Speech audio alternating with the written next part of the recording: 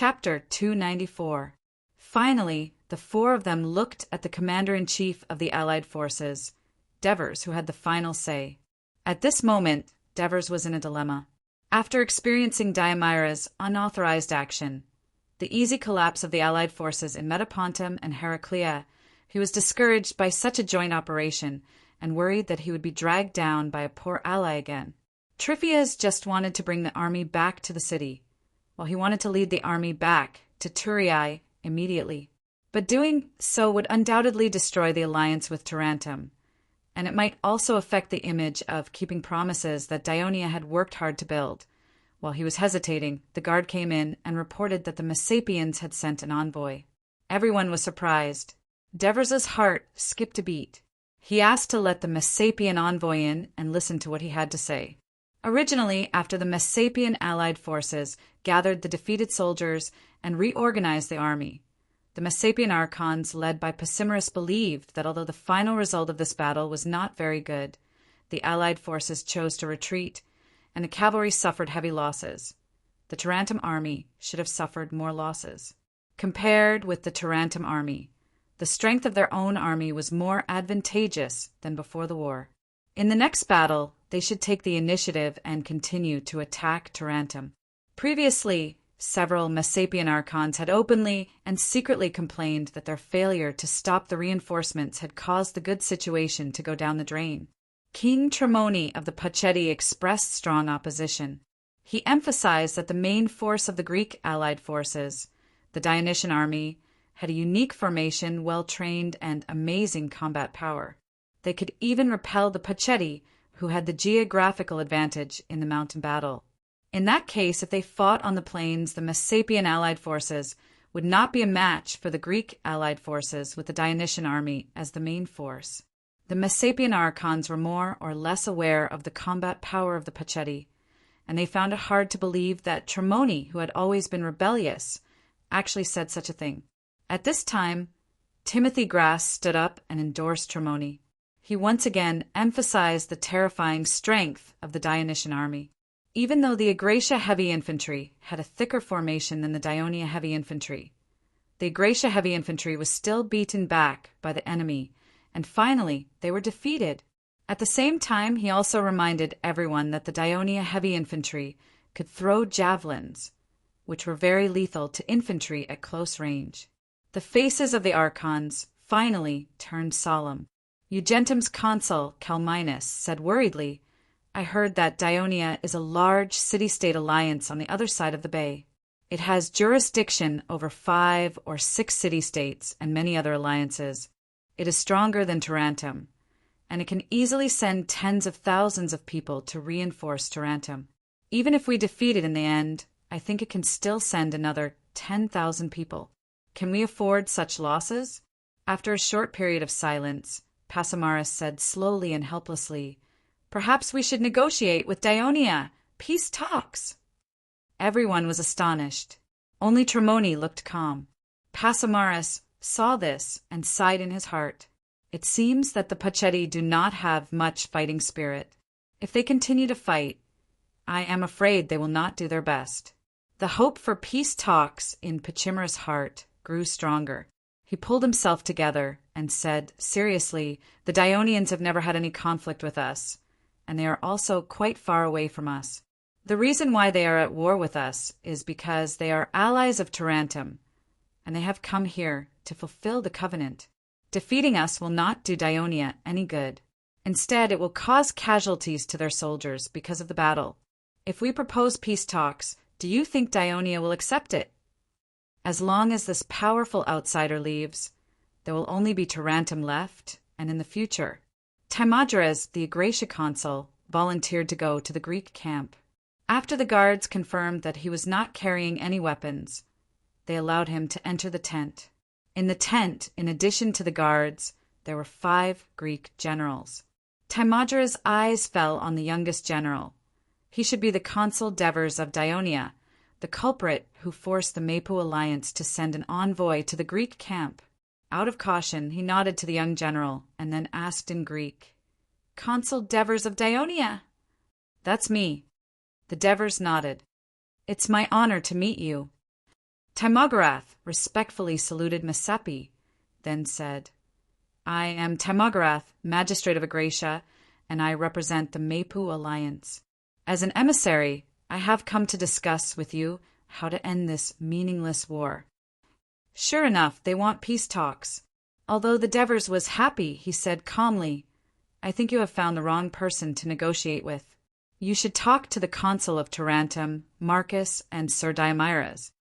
He turned his body slightly and pointed his left hand at the two people behind him. You have just been defeated by us, and you want peace talks. Diomyres hated the Masapi people, and because Timogarath ignored Tarantum as soon as he came in, he became even angrier. Go back and tell your companions in animal skins that Tarantum does not accept peace talks. We will continue to attack and take back Brindisi. If you have the guts, you can come and stop us. Defeated by you? Timogarath sneered sarcastically. You and I both know who lost more in the previous battle. If this is considered a defeat for us, we don't mind doing it a few more times. Without the timely reinforcements from Dionia, I'm afraid you would have become a corpse. How dare you yell at me here? Faced with the roar of Diomyres, Timogarath continued to say loudly, the warriors of Masapi and Pachetti are ready. Even if they have to sacrifice their lives, they will kill the enemies who dare to invade our territory. I wonder if the people of Tarantum have the same courage? After he finished speaking, he did not wait for Diomyres to refute. He immediately turned his head to the Devers and said, The bravery of the Dionia people has won the respect of the Masapi people. King Tremoni of Pachetti admires you very much and specially asked me to send his regards to you. However, I would like to ask Sir Devers, the people of Dionia have crossed the bay and fought with us, who have never had any conflicts in the past. If we win, we won't get any benefits. If we lose, our bones will be buried in a foreign land.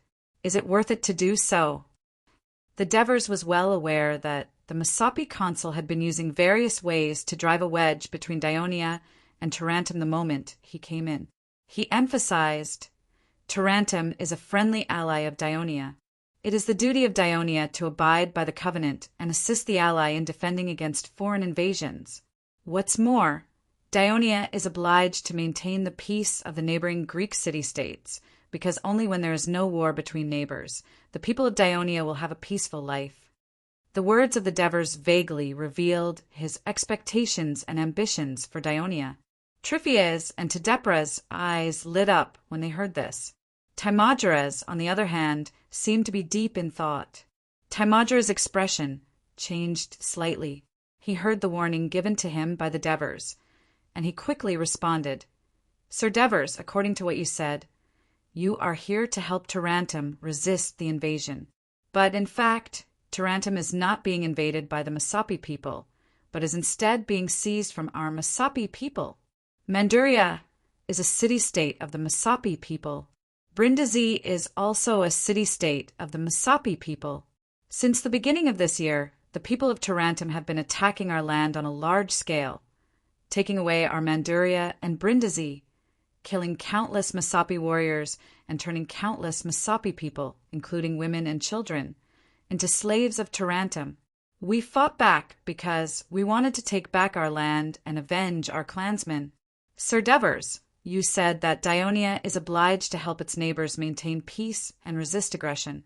Does it also include helping its allies to invade the land of other countries and kill the people of other countries? Timogara's words were impassioned, and the expressions on the faces of Timogara's and Diomyles changed drastically. The Devers, on the other hand, secretly praised in his heart, smart, just to the point. He immediately put on an embarrassed look. This damn Masapi people, don't pretend to be pitiful. Diomyles retorted angrily, Who has been invading whom all these years? Who is the real victim? Every summer, who runs to the land of Tarantum to rob food and kill people. This year, we launched an attack just to respond to the call of the goddess of vengeance, to avenge the blood debt you owe to Tarantum all these years. In the face of Diomyles' strong rebuttal, Timogarath said calmly, Why do we invade Tarentum every year?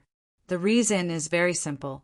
The land of Tarentum originally belonged to us Masapi people. Hundreds of years ago, your ancestors drove away the weak Masapi people who lived here and occupied this land. So what? Hundreds of years have passed, and this land now belongs to us Tarentum. Since you can take it away, of course, we want to take it back. Unfortunately, you can't do it. On the contrary, in a few years, Manduria will also become a city-state of Tarentum. Diomedes, Humicles loudly interrupted the two of them. The two of them had already deviated from the main topic, and they looked at the three city-state archons, led by Devers, who were already impatient. Humicles hurriedly said, Masapi people, you didn't come here just to argue, did you? Chapter 295. I said. As soon as Diomedes spoke, he was interrupted by Umicas. Let's hear the conditions of the Masapi's peace talks.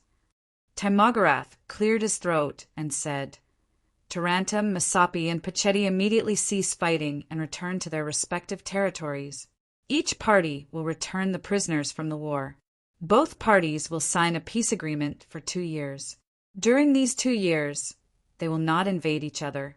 After that, they will decide whether to renew the agreement based on the situation. What do you mean return to their respective territories? Umicas was keenly aware of the problem with the sentence. Of course, it is to return to the state before the war began. The occupied territories must be returned. Timogarath said confidently. Diomedes cursed loudly and roared. You want us to give up Manduria? Dream on. If you want it, pay with the lives of the Masapi. The negotiations soon broke down, but Timogarath was not in a hurry. He said, I hope you will consider it seriously. The Masapi camp welcomes you at any time. After that, he turned a blind eye to Diomedes' curses and left. He could see that, in addition to Tarentum's stubborn attitude, the consul Devers of Dionia, as well as the generals of Metapontum and Heraclea, were somewhat tempted by the proposal of peace talks. The Greek coalition was not monolithic, and there was something to be done about it. What Timogarath could see, of course, Umicas could see. Therefore, he explained to the Devers, we can't agree to such a request for peace talks. Even if we agree, it won't work because the people of Tarentum will not agree to give up Manduria, which was exchanged with the blood of their citizens. The Devers smiled. I understand, but negotiations are like buying and selling goods. We can bargain. The Masapi don't have to recapture Manduria. Umicas was a little anxious when he heard that. The Masapi are not sincere. The peace agreement they proposed is only for 2 years. In 2 years, Tarentum will not be able to restore its previous strength. It will not be able to cope with their possible invasion again. The Devers pondered for a moment. Just as they were about to speak, the tent was opened. Tormid walked in.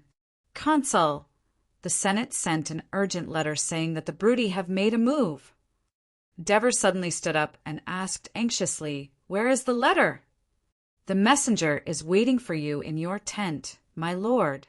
Devers had an anxious look on his face. Without saying a word, he walked out. The other 4 looked at each other in dismay. The Brudi? Marquez thought the name sounded familiar, but he couldn't recall it. Diomedes had no impression of this at all. The Brudi are indigenous people who live in the mountains west of Dionia. They're close to Dioria. They used to come down from the mountains to rob the people and properties of cities like Turiae and Castellan. Tryphias explained in detail. The Brudi shouldn't be strong, right? Umicas asked with some hope. Tryphias thought about it seriously. He looked solemn, but he was deliberately exaggerating the facts. The Brudi have little contact with the outside world because no other race has ever been able to invade their land. Vigo City took the initiative to surrender to the Lucanian coalition. Strictly speaking, the Lucanians did not enter the land of the Brudi. It is said that they have dozens of tribes and 5 or 6 large cities. In terms of strength, I'm afraid they are stronger than the Pachetti. After hearing this, Umicas and Diomedes felt uneasy in their hearts. After leaving the military tent, the anxiety on the Dever's face disappeared without a trace. He even had the leisure to tease Tormid. Good performance, just now. Tormid also laughed. In the beginning, he was known as the mercenary army's first herald. One of the main reasons was that he was good at understanding the intentions and difficulties of the leaders. He did his best to help them achieve or resolve them. It was because he felt the inner conflict of the Devers that he took the opportunity of the West Lu tribe to enter the tent and yell. He was not sure if the Devers would accept his self-determined approach because it was his first time acting as the personal herald of the Devers. Even though both parties had dealings in Persia, the status of the Devers and him was now very different. The Devers' words dispelled the uneasiness in his heart. "What's the specific situation?" The Devers asked calmly. Based on his understanding of the Brudi during this period of time, even if the race was moving towards unification, he did not think that the Brudi could pose any great threat to the Daionia alliance. "I heard that a tribe of Greeks in the territory of the Brudi has sent people to the Senate for help because they refused to obey Cosenza's order to incorporate them. Cosenza wants to send a large army to destroy them. You can ask Marigi for the details. He is waiting for you in your military tent." Tormid said seriously, "Oh, Marigi is here too." The Dever's heart skipped a beat, but his footsteps did not change. A Greek tribe? He must be talking about the West Lu tribe. Just when he was about to doze off, someone sent him a pillow. It's killing two birds with one stone. He pondered along the way and soon arrived at his military tent. After reading the urgent letter sent by the Senate's rotating president, Cornelis, and carefully listening to Marigi's narration, a mischievous smile appeared at the corner of his mouth. Could it be that the busy alliance's highest commercial official came to deliver a letter for me because of Polixis? Polixis, who only knows how to yell in the Senate and has no power, is he worth my attention? Marigi raised his eyebrows. "I came to Tarentum mainly to take this opportunity to come over and understand the situation of the port of Tarentum. However, Sir Devers, Polixis has indeed been too active recently, which may cause some senators to have other ideas." He took a few steps closer and lowered his voice, as if he wanted to remind the Devers of something. The Devers looked calm, but his heart was racing a few times. He did not care much about Polixis' dissatisfaction with him, because few other senators in the Senate would support him, and he needed such an opposition to show that the Senate was not his alone. But if Polixis thought that his indulgence towards him was due to his weakness and arrogance, which may lead to some possible chain reactions, then he needed to warn him. Marigi saw that the Devers were a little absent-minded, and knew that his words had an effect. He changed to another matter. "Sir, I heard from the reserve soldiers stationed in the Tarentum barracks that for the past 2 days there have been many Tarentum citizens surrounding the barracks gate, not only loudly insulting the Daionia soldiers, but also demanding punishment for criminals." "What criminals? What happened?" Divers furrowed his brows and asked hurriedly. He was quite sensitive to violations of military discipline. It said that some soldiers in our legion beat up a Tarentum theater owner in the market outside the barracks. "There's such a thing." The Devers became angry when he heard it and shouted, "Tormid!" Tormid answered and entered. "Go inform Capus and Dracos, and ask them to send military judges to investigate who in their respective legions participated in the fight in the market before the expedition." After that, his anger seemed to have subsided a little. He thought for a moment and added, "What else caused it?" After Tormid left, the Devers temporarily put the matter behind him and turned to ask Marigi, "What's the price of grain in the Turiae market now?" "It's quite high, because of the war in Sicily and here, especially the war between Syracuse and Carthage, which lasted for a long time. There were too many people involved in the war, and the demand for grain was very high, which affected the price of grain in the Turiae market." Marigi was very familiar when it came to trade. But this year, the wheat in Daionia is growing very well. In another 10 days or so, after the people finish harvesting the wheat, the price of wheat in Turii should fall significantly. The Devers stroked the few strands of beard under his chin and paced back and forth. Finally, he said, "Then when you go back, tell Murses to use the national treasury to secretly purchase grain. We need to have at least 2 months' worth of food reserves for 4 legions." Marigi's eyes lit up. He did not think that the Devers' use of the national treasury without the consent of the Senate was against the law of Dionia. This Persia man, who still followed the king's system, thought it was reasonable. What he was interested in was, "Sir, have you decided to support the Shilu tribe and take action against the Brudi?" The Devers glanced at the excited Marigi, and there was a hint of warning in his calm tone. "I'm just preparing for the worst, but I hope you can keep this a secret and don't do anything extra." This extra thing, of course, referred to Marigi's use of the news of the war in advance for personal gain. Marigi was very shrewd and immediately made a solemn promise, and then asked, "Sir, if we go to war with the Brudi, what about Tarentum?" The Devers smiled faintly.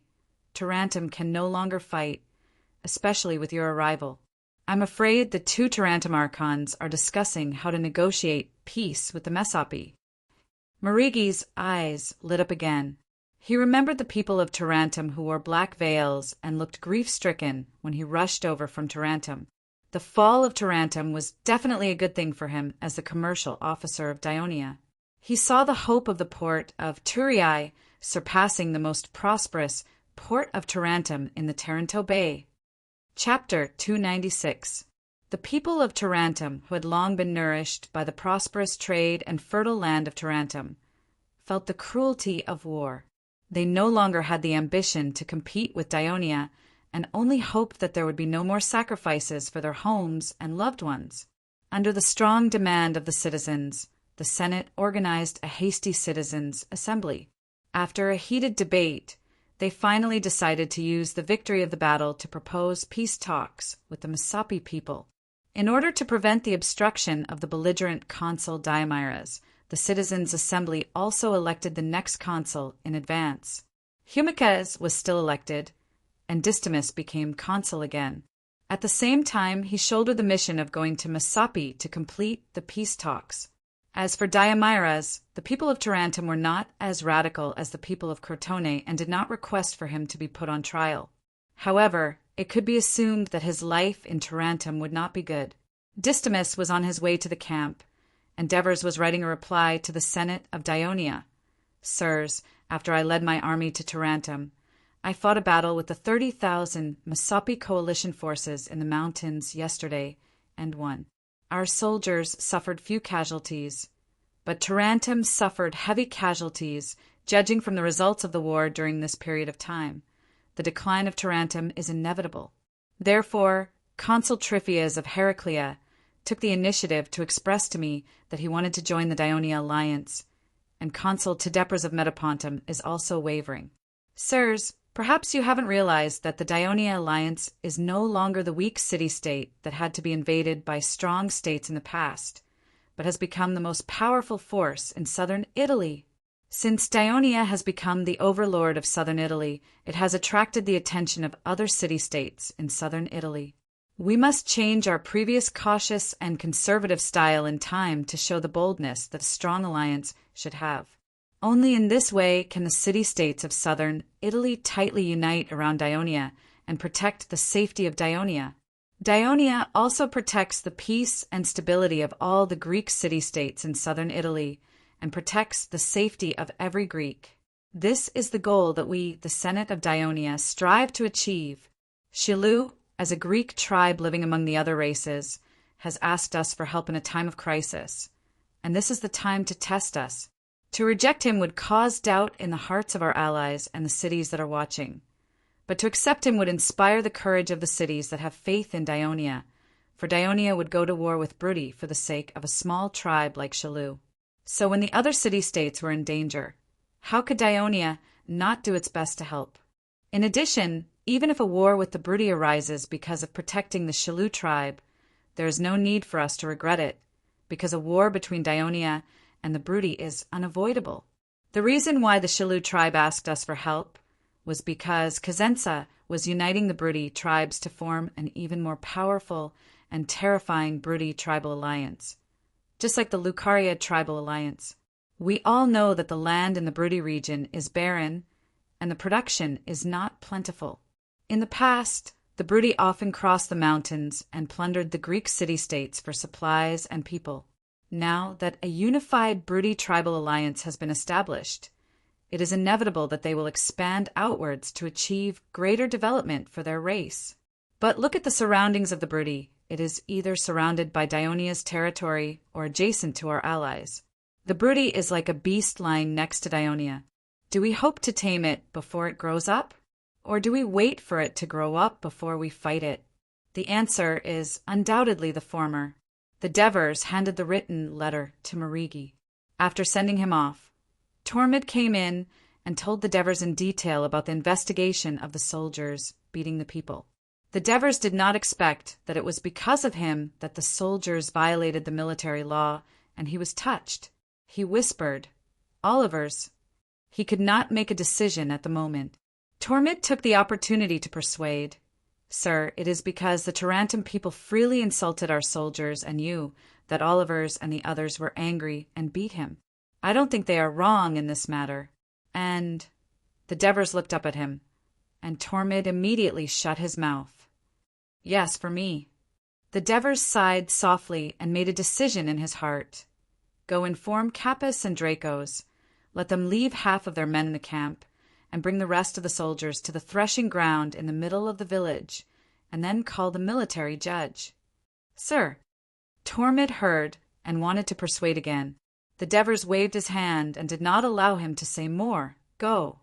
"Brothers." The Devers stood on a haystack the height of a person, facing thousands of Dionia soldiers, and said loudly, "In order to fulfill the covenant between Dionia and Tarantum, you have come to this strange land, fought bravely, and repelled the fierce and cunning Messapi and Pacetti. I, the Senate, and all the people of Dionia thank you." The soldiers proudly puffed out their chests. The Devers paused for a while and continued, but in the process a bad thing happened. Several of our brothers beat up a Tarantum theater owner. At that time, the soldiers pricked up their ears and listened carefully. Although they were restricted by military rules and could not move, their eyes darted around, guessing who did it. Although it was the other party who provoked us first, Dionia's military law is not for show. Those who beat people must be punished. The Devers shouted with a serious expression, "Military judge!" The military judge at the side said loudly, "According to Dionia's military law, soldiers who bully or beat people of the Alliance during the war will be punished at least 20 times depending on the seriousness of the case. But because of the other party's repeated provocation and vicious words, the soldiers present were forced to attack out of anger. After discussing with the commander-in-chief, I have decided to punish the soldiers who committed the crime. Each soldier who committed the crime will be punished with 10 strokes of the stick." The soldiers were relieved. For them who often received military training, 10 strokes of the stick was a very light punishment. Oliver stepped forward. The military judge continued to shout. When Oliver's walked to the line, there was another small commotion among the soldiers. They did not expect a captain to be involved in this matter. Leotychides was also quite surprised. He did not expect the people of Dionia to punish the captain who committed the crime without hesitation just because he beat up a citizen of the Alliance in order to uphold military discipline. In his memory, the Spartan army was also unable to achieve the same level of discipline. They were only disciplined when it came to battles, but when they were in the territory of the Alliance, the actions of the soldiers were not strictly restricted. Therefore, the local people, such as Corinth and Megara, had a lot of resentment towards them. Back then, as the son of King Arsus of Sparta, Leotychides did not receive much treatment as a prince. He also participated in many battles as a soldier, so he was more familiar with the situation of the Sparta army. Olivers calmly walked to the front of the line. After beating someone up, he was already prepared to be punished. After the military judge called out the names of the soldiers who committed the crime, Oliver saw the Devers on the haystack looking at him. Then he heard him say loudly, "In addition, there is another person who will be punished by military law, and that is me." As soon as this statement came out, the whole army was in an uproar. Capus, Dracos, Antonios, Alexis, Amyntas, and other senior generals were also shocked when they heard this. For a moment, they forgot to restrain the soldiers. Under the reminder of the Devers, they finally restored the order of the line. "Why are you punishing me?" The Devers pointed at the soldier who committed the crime in front of the line and said loudly with sincerity, "Oliver's as a captain. Doesn't he know that beating someone up is against military law? Don't the other brothers know the pain of being beaten by the military rod?" No, of course they know. Every soldier of the Legion is familiar with the military law of Dionia.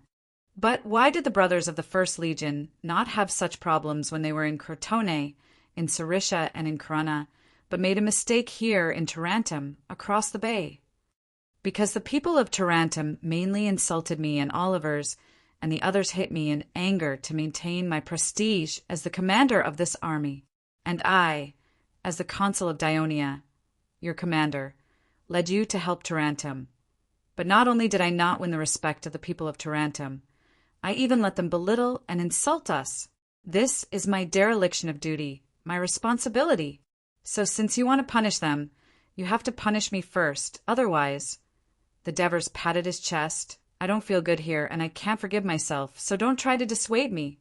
I want to accept the punishment of 10 military rods together with these brothers.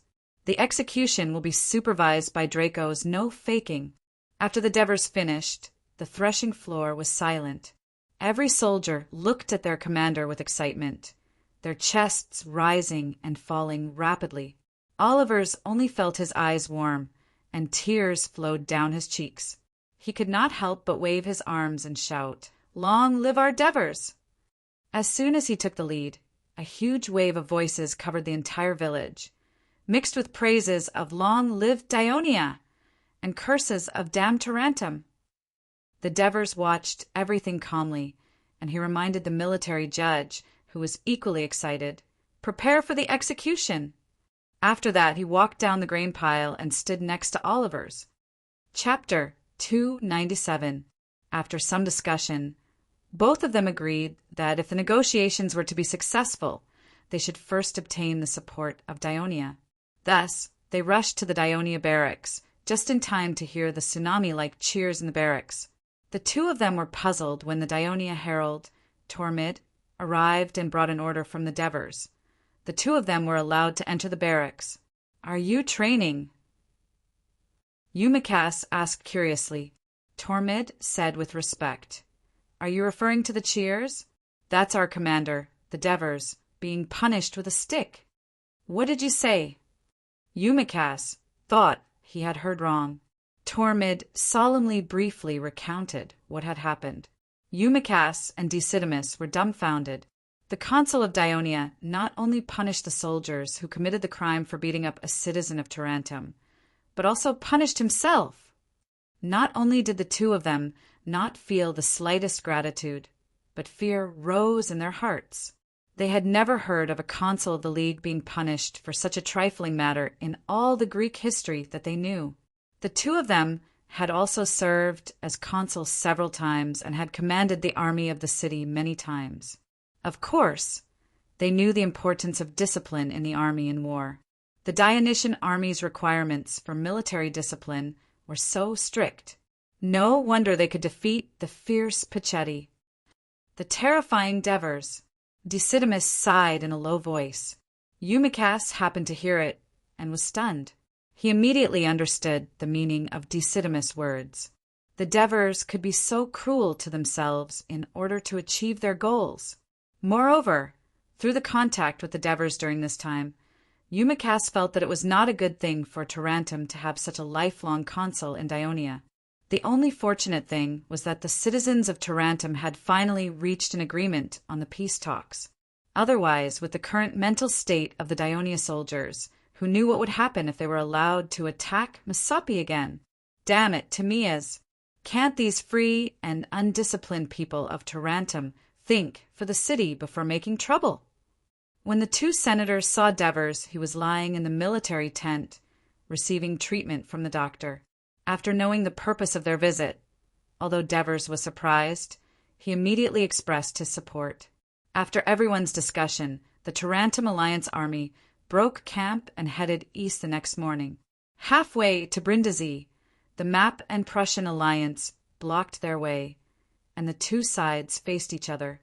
The confrontation lasted for an hour, but the Tarentum army never blew the horn to attack.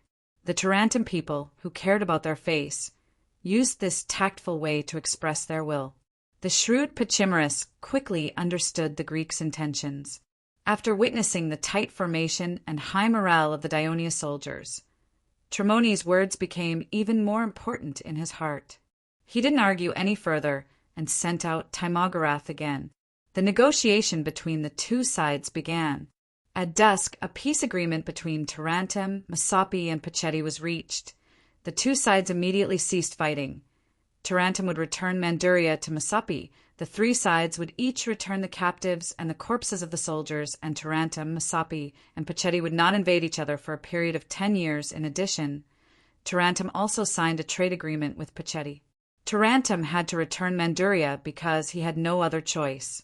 The Senate of Tarentum had discussed in advance and finally agreed that after Messapi and Pacetti united, Manduria alone could no longer stop the invasion of the Messapi people because they could join forces with the Pacetti people to invade from the wider east of Tarentum. The continuous defeats had caused the existing number of citizens of Tarentum to plummet. If citizens were sent to move to Manduria, not only would it weaken the strength of Tarentum, but it would also be easy to be besieged. Before the negotiation, the two consuls had made it clear to the Devers that in order to thank Daionia for its selfless help, they were willing to hand over Manduria to Daionia for free. The Devers were not short-sighted people. His mind was clear.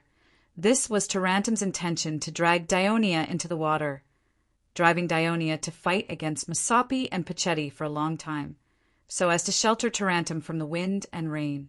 Of course, the Devers didn't want to be taken advantage of, and with the current strength of Daionia, it didn't have the ability to fight on both sides, so he politely refused. Only then did Amarchus and Desidemus use Manduria as a bargaining chip and use a trade agreement to move Tremoni.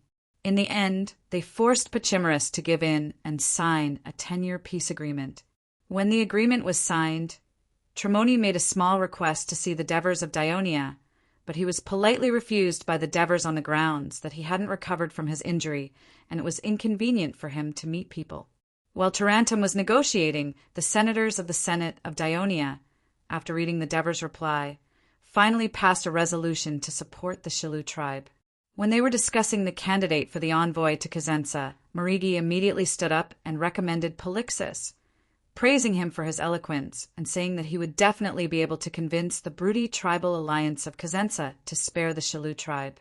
Then Murses and Felicius all praised Polixus, believing that he was the best candidate for the envoy. The former senators of the mercenary army frightened Polixus, and he immediately felt that this was the Devers' henchman deliberately targeting him. If he really went to Cosenza and the Marigi caused trouble, he might not be able to return. He was not a person who would easily take risks, so he hurriedly stood up and refused. Under the verbal attack of the Marigi, Polixus did not hesitate to belittle himself and almost begged for mercy. Only then did the Marigi give up teasing him. In the end, it was Antares, who had just joined the Senate and had no specific matters to attend to, who took the initiative to go. The Tarentum allied army returned to Tarentum with the bodies of the released Tarentum citizens and soldiers, including, of course, Archita's body that had been pieced together. After being reminded by Governor Umacas, the Senate of Tarentum even forbade the citizens from leaving the city, allowing the Dionysian army to return to camp without a hitch. After attending Archita's funeral, the Devers and some of the soldiers who stayed behind first took a boat back to Turiae. After Antares accepted the mission, he set off for Cosenza that afternoon with 3 followers. He did not take the road from Turiae to the west, through the mountains to Laos, and then to Vigo City. Although it was safe, Most of the road was mountainous, and it was too time-consuming.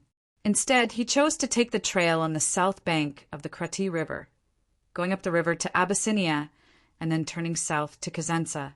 After crossing the wooden bridge over the Krati River, Antares and his party walked west along the south bank of the Krati River. The terrain gradually increased, and the road gradually narrowed.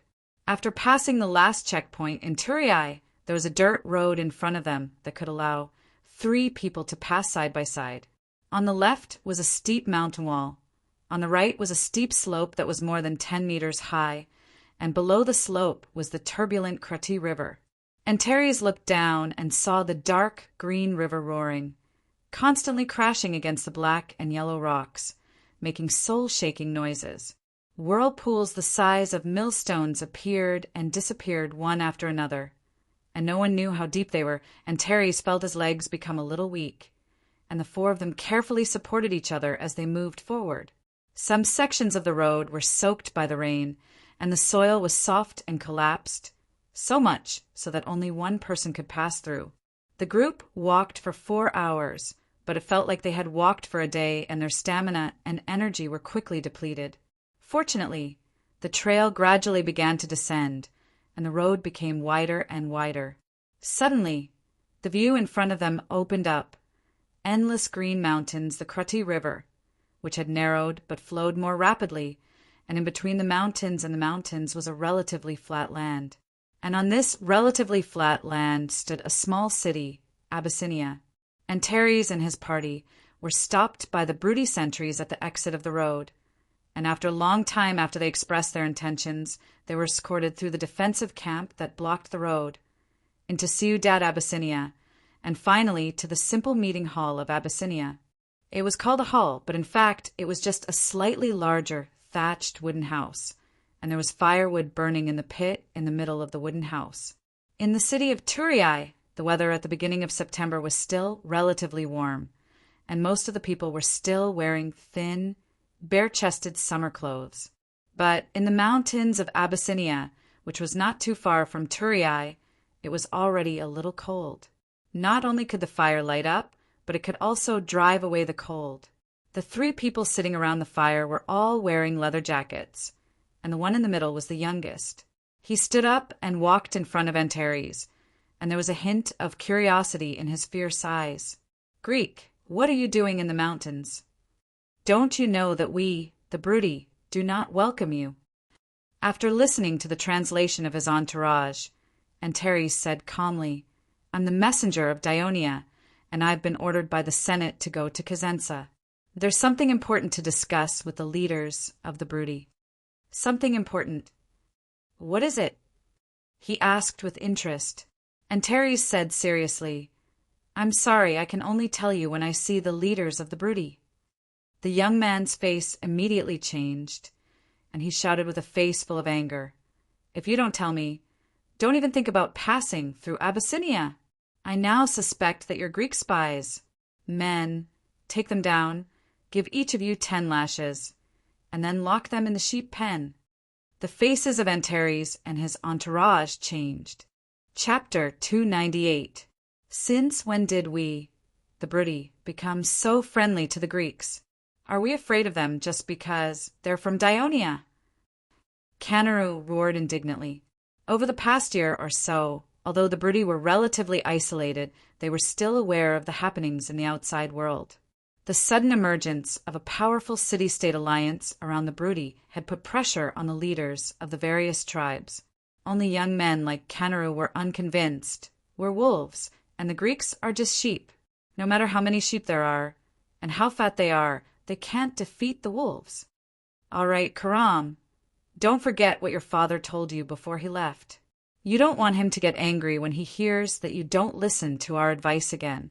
He'll deprive you of the authority you've just obtained and pass it on to your brother. Another older man also came forward to persuade him. Canaru seemed to have thought of something, and his expression changed slightly. He turned around angrily and glared fiercely at Antares before he left. Antares was listening to the translation of their conversation by his follower. The old man walked over and said in a gentle tone, Messenger of Dionia, my name is Bagalipi, a leader of Abyssinia. His name is Brim, and he's also the leader of Abyssinia. Antares bowed with a smile and reported his name. We'll immediately send someone to inform Cosenza of your arrival. You'll be staying in Ciudad Abyssinia to rest for the time being. Once we receive news of your entry, we'll send someone to escort you to Cosenza. The broody slept very simply. They covered themselves with animal fur and slept directly on the wooden floor around the fire pit. Antares and his men were already physically and mentally exhausted after an afternoon of trekking and fear. They fell asleep immediately after dinner, and soon fell asleep. Snoring could be heard everywhere. In the darkness, there was only one person who still had his eyes open. Among Antares' 3 attendants, one was his most trusted slave, who took good care of his food and clothing throughout the journey. The other was Adepagus, a translator specially found by the Senate for Antares because he did not understand the broody language. Adepagus was a registered, free citizen of Dionia. His mother was a Greek. She was kidnapped by the broody and became pregnant after she was humiliated and gave birth to him. He was a slave of the broody people since he was a child.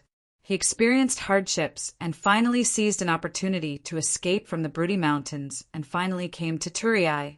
He had a deep hatred for the broody people, but he was very patient. The last attendant, who was still awake, was recommended to Antares by Marigi. He said that he was from the Ministry of Military Affairs. In consideration of the future war with the broody people, he needed to know the internal situation of the broody region. In fact, he was a probationary citizen of Dionia. His name was Antares, and he was the younger brother of Aristides, the personal intelligence officer of the Devers. Since Isam's reconnaissance team had followed the Devers to Tarentum, Antares was indeed performing his reconnaissance duties in this regard. At this moment, he was trying to recall everything he saw during the day. The approximate time spent on the road from Turii to Abyssinia, the difficulty of the road, the location of Ciudad Abyssinia, and how secure it was, the approximate number of the population and soldiers in the city, and the character of the leaders of Abyssinia through their conversations. Antares recalled over and over again until he could clearly engrave them in his mind. There were still some vague parts that he had to further confirm the next day. When this was done, Antares turned his eyes to Antares, who was sleeping on the opposite side. This was another one of his targets. He monitored and observed the performance of the Cremissa man, who had just joined the Senate, in the coming diplomatic mission to Cosenza. It was not the first time Antares had done such a thing. At first, he was a little resistant. He told his brother Aristides that the former tyrant of Syracuse, Chiron, had once created a spy system that spied on the private lives of the citizens of the city, so he had a bad reputation. He did not want the Devers they were attached to become like that. However, Aristides persuaded him that Chiron's bad reputation was mainly because he was too dictatorial, overly suspicious, and oppressive of the citizens, so the people were seething with discontent. And the Devers, as a broad-minded and cool-headed lifelong governor, knew how to maintain the freedom of the people, so they should not make such a mistake. Moreover, he was outstanding. The rapid rise of the Dionia alliance had proved everything. He was the best commander for the fight against Syracuse and the reconstruction of Cadanae. Therefore, consolidating his leadership position and preventing people with ulterior motives from stirring up trouble became one of Aristides' important duties. After Antares was convinced by his brother, he had followed and investigated the movements of many senators in the Senate. It should be said that most of the senators supported and agreed with the Devers' position as lifelong governors, although a few, such as Polixus, were dissatisfied with the Devers. They did not take any concrete actions. As for Antares, he was the leader of the 3 Cremissa men who entered the Senate. After coming to Turii, apart from attending Senate meetings, he rarely came out and had little contact with other senators, which made Aristides very curious. This diplomatic mission was a good opportunity to learn more about this Cremissa man, and at the same time it could also provide reference for the Devers' future use and appointment of senior officials. At least from his current performance, Although Antares was a noble of Cremissa, he was able to endure hardship and was courageous. Antares was looking forward to his next performance. In the afternoon of the next day, a messenger came from Cosenza, and Antares and his party were allowed to enter Cosenza. Bagalipi also sent 10 warriors to escort the Dionia emissaries to Cosenza. The group left the city and began to travel west along the mountain road, but they were stopped not long after. Canneru appeared in front of them on horseback and said triumphantly, "Greeks, I haven't even entertained you, and you want to leave just like that?" Antares and his party immediately felt nervous. At this time, the broody warrior in charge of the escort stepped forward to persuade Canneru, but was stopped by his men. "Don't worry, I won't let you go back without an explanation." After he made the promise, his face darkened, and his eyes were fierce. "Give them 5 lashes. Let them know that the Greeks won't be able to pass through my ciudad Abyssinia without paying a price." After he finished, before Antares and his party could react, they were swarmed by the broody warriors and pressed to the ground. After 5 lashes, everyone's skin was lacerated. Adepigus was angered by the beating, and he cursed in broody. Canneru listened, but he laughed and shouted, "Give him 3 more lashes!" Adepigus wanted to continue cursing, but Antares shouted in a low voice, "Adepigus, don't forget what we are here for." Adepigus was shocked and slowly lowered his head. Canneru saw that the Greeks did not respond, and he was quite bored. He did not dare to go too far in case he incurred his father's anger, so he shouted, "Cowardly Greeks, let's go!" He shook the reins of his horse with both hands and rode eastward along the road. Antares and the other 3 supported each other and moved forward with difficulty.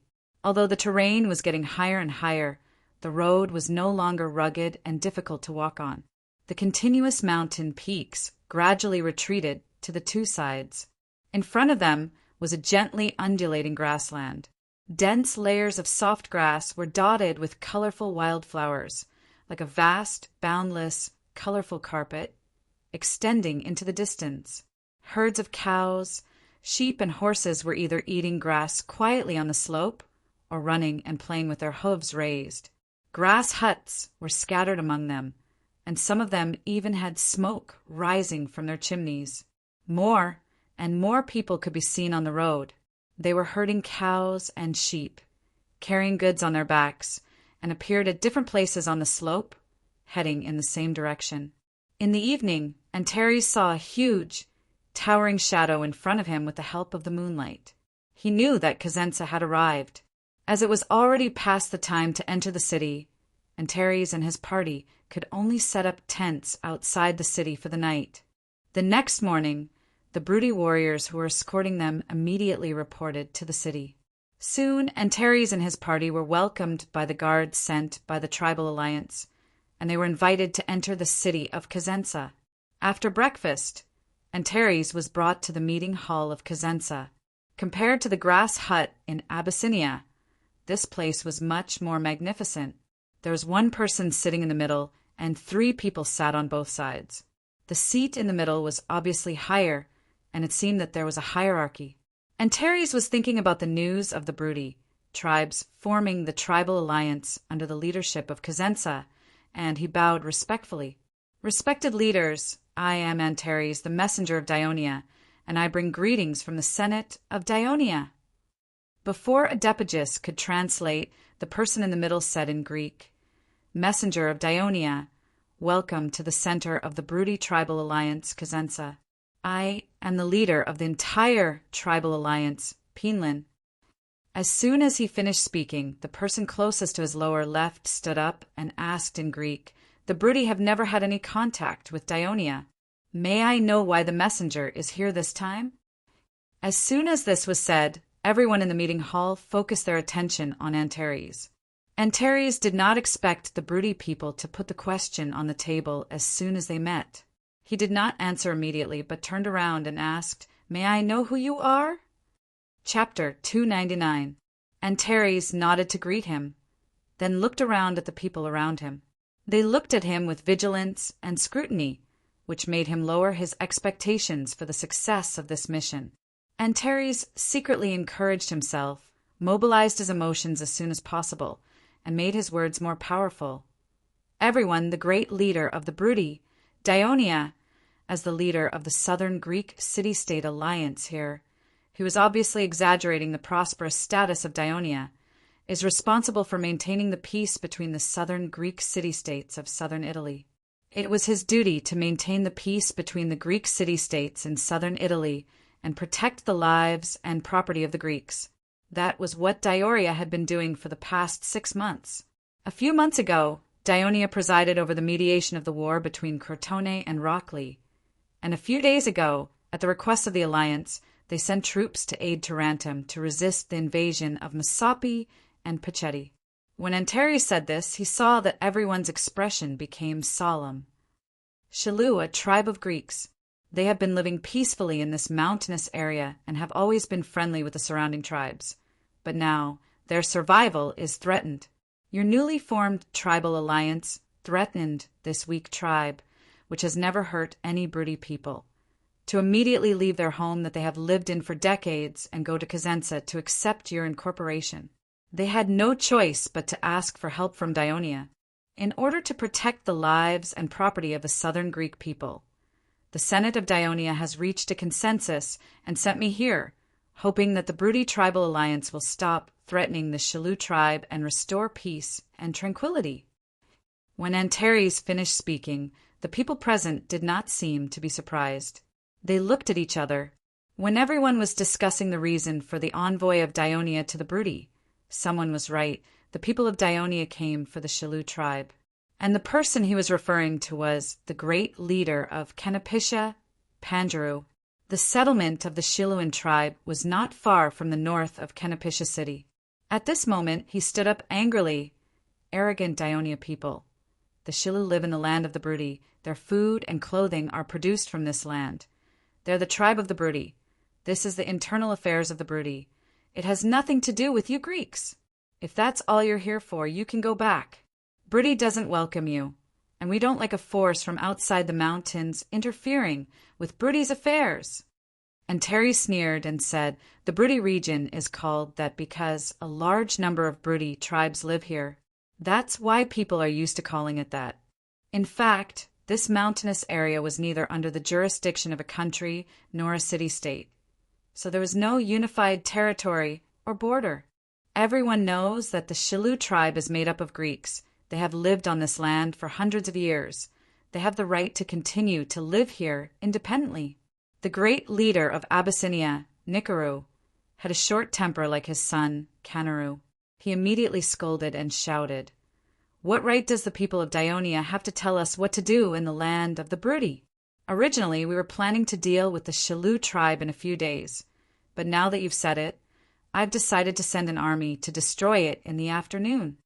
If Dionia can give Cremissa, Asprostum, and Nudum the right to live independently, then it won't be a problem for us to let the Shilu go. In that case, it won't be a problem for us to let Shilu go." And Banya's great leader Boja mocked, not to be outdone. Antares stood quietly, as if he did not hear their scolding. At this time Sidorum asked loudly, "What will happen if we refuse the request of the people of Dionia?" The scolding in the hall suddenly became much quieter.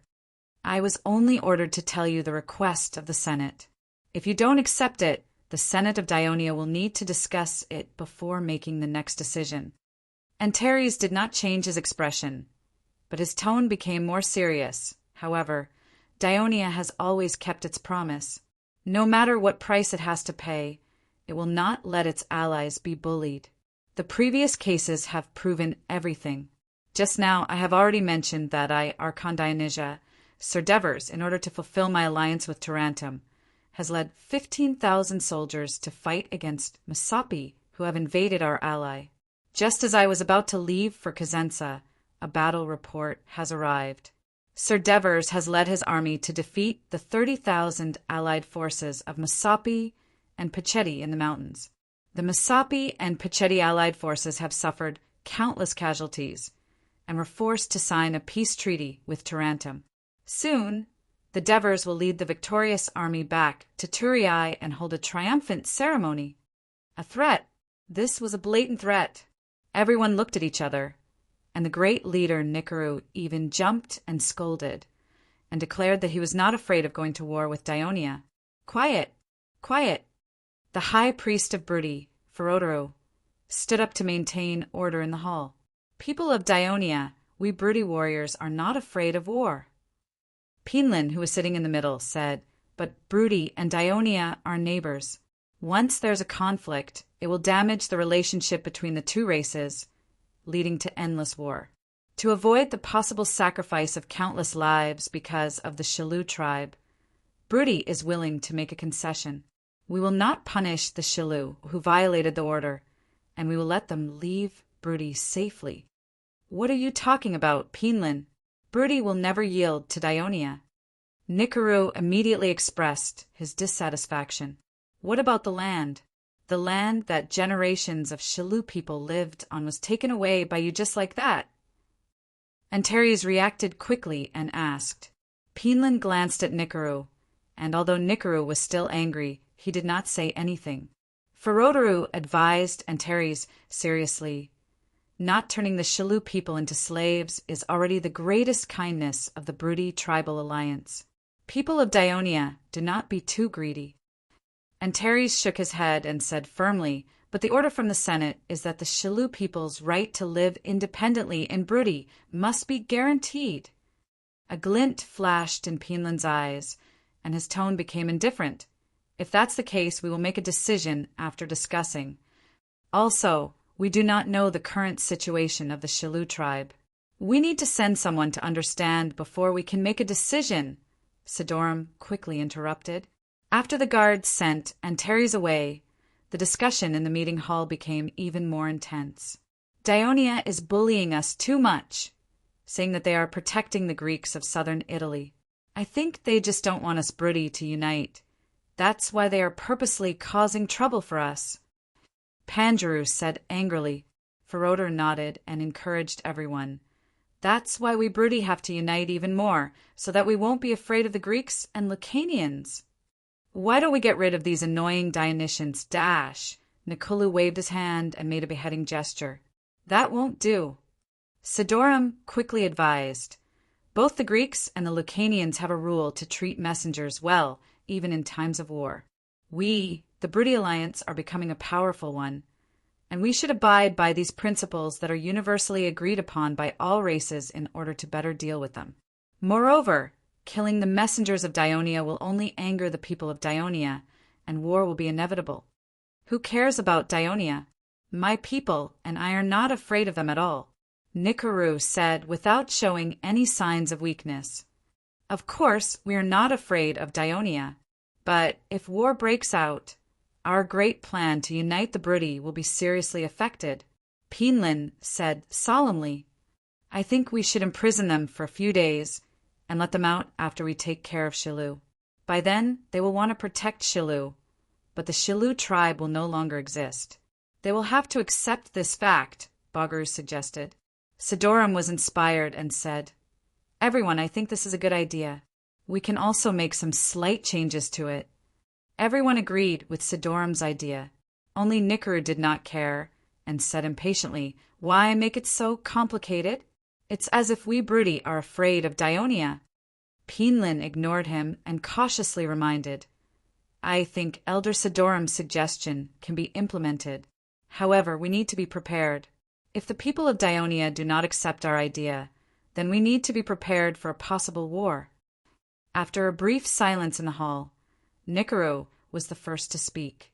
I admit that Dionia is stronger than us, but if they dare to enter the Brudi Mountains, I can guarantee that they will not be able to return, because no one is more familiar with the mountains and highlands here than we are.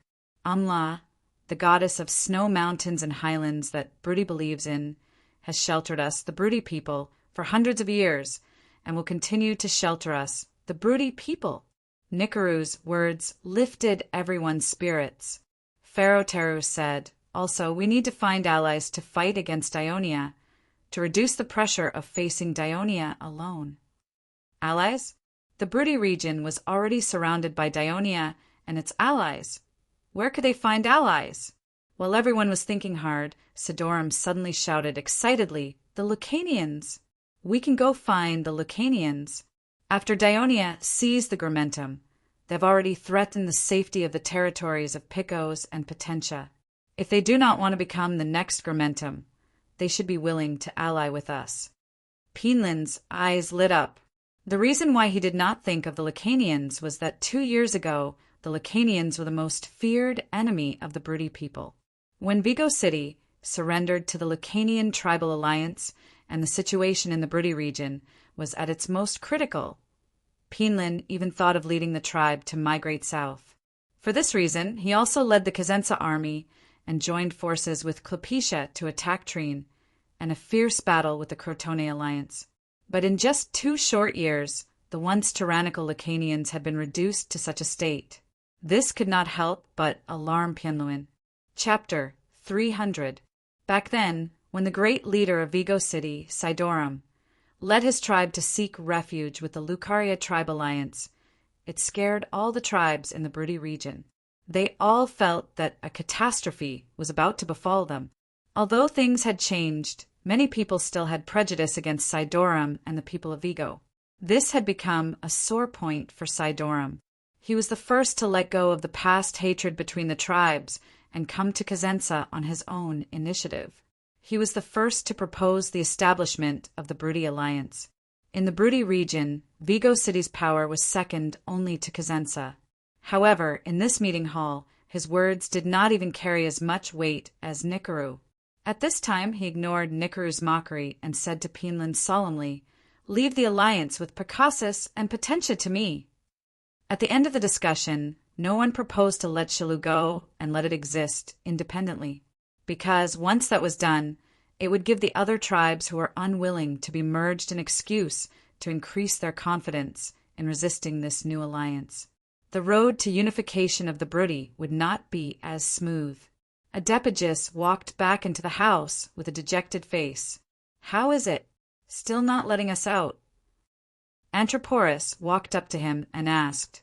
Adepigus shook his head and said angrily, "It's still the same words." They said something like, "Some tribes in the city are rioting and haven't settled it yet. They're afraid that if we get hurt accidentally, it will cause tension with Dionia. So they strengthen the protection for us. Wait a minute. I think they want to imprison us. Maybe they want to cover our eyes and ears and take care of the Chelou tribe as soon as possible." Antroporus looked at Antares anxiously. Antares, on the other hand, was lying leisurely on his bed, letting his slave apply the medicine he got from the Brutty on his wounds. He was not anxious because he had read the letter from the Devers in the Senate. His understanding was that helping the Chelou tribe and protesting against the Brutty was just a good excuse for Dionia to intervene in Brutty affairs and destroy the alliance of the Brutty tribes. If the Brutty did not accept it and destroyed the Chelou tribe instead, Dionia would have a reason to send troops against the Brutty. This was probably the real intention of the Devers. After spending nearly half a year together, Antares did not look down on the consul because of his youth. On the contrary, he understood how terrifying Diver's seemingly sincere smile was. Therefore, regardless of whether this mission succeeded or failed, Dionia had achieved his goal. He said calmly, "Don't worry, we can wait." 3 days later, Antares came to the meeting hall of Cosenza again. Penland told him a piece of bad news. There was a civil war in the Chelou tribe. Some of the tribesmen wanted to return to the Greek city-state, while others wanted to merge with Cosenza. As a result, the 2 sides clashed, and the conflict led to killing. In the end, the tribesmen who supported merging with Cosenza slaughtered the other tribesmen. He also let Antares meet a few leaders of the Chelou tribe. They kept asking to join Cosenza and firmly refused any help from Dionia. During the whole process, Antares did not speak much, which gave the Brutty leaders who had been observing him the illusion that the Dionia seemed to have accepted the result.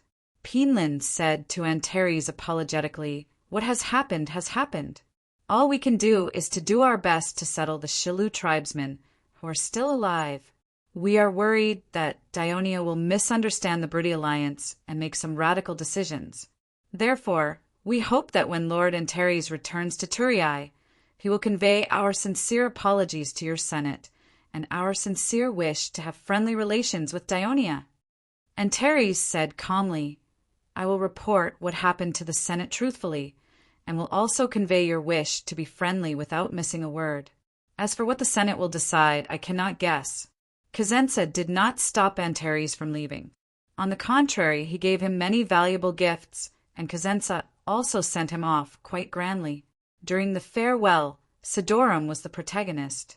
Not only did he send hundreds of Vigo warriors as guards, but he also personally accompanied Antares out of Cosenza, because Antares considered the difficult roads when entering the Broody Mountains, and even worse, the unfriendliness of Ciudad Abyssinia. Coupled with Antares' request, he decided not to go back the way he came. Instead, he went north from Cosenza through Vigo City to Laos, and then returned to Turiai through the Are River Fortress. After half a day of trekking, they arrived at Vigo City. Sidorum had specially prepared a sumptuous banquet and invited Antares to the banquet. The next day, Antares and his men left the Broody Mountains and arrived at Laos. Archon Avenogis of Laos led all the nobles out of the city to welcome them. Only then did Antares completely relax. The Devers' ship arrived at the port of Turiai together with the other troop ships. He did not disembark with the soldiers, because the port was crowded at this time. The people of Dionia had come to welcome the safe return of their loved ones. Too noisy and crowded a scene was not conducive to the safety of the Archon of Dionia. Therefore, the Devers listened to Marcius's suggestion and sailed west along the Kratai River to the port of Turiai. Then, the Devers quietly returned to his mansion. The slave butler Ribazat was supervising 2 slaves to clean the reservoir in the middle of the courtyard.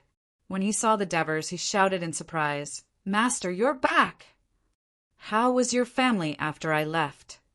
The Devers asked with a smile. "Everything is fine. It's just that Madam misses you every day and prays for you at the Temple of Hades every day. We also went to the Temple of Hades to pray for you, Master. The blessing of the Hades. I've waited for you to come back safely so soon." Ribazat looked happy. The Devers happily handed him something. "I bought this for you in Tarentum. It's a leather hat made by the people of Carthage. It can block the wind and sand, and it can also protect you from the cold in winter." Ribazat took the gift from the Devers and was very excited. He knelt down and thanked them profusely. The Devers quickly stopped him. "You're a free man now, and you're in charge of so many slaves for me. Don't kneel down so easily. It will damage your dignity as a supervisor, understand?" After that, the Devers could not wait to pass through the front door and enter the backyard. "Boss, Master is so good to you. He even bought you something," a slave who had just arrived said enviously. Ribazat carefully folded the leather hat and put it in his arms. He did not feel proud of himself. Instead, he warned him, "You're new and don't know. Although Master status is noble, he treats the slaves very well. As long as you keep working diligently, Master will see it. In the future, not only will you be rewarded, but you can also get rid of your slave status and become a free man." "Really? I'm a good example," Ribazat said, patting his chest. "Master, you're back. Hey, Asuna, you're still as beautiful as before. You haven't changed at all. Madam is the beautiful one. What am I? Besides, I've only been away for a few days. People are not the weather.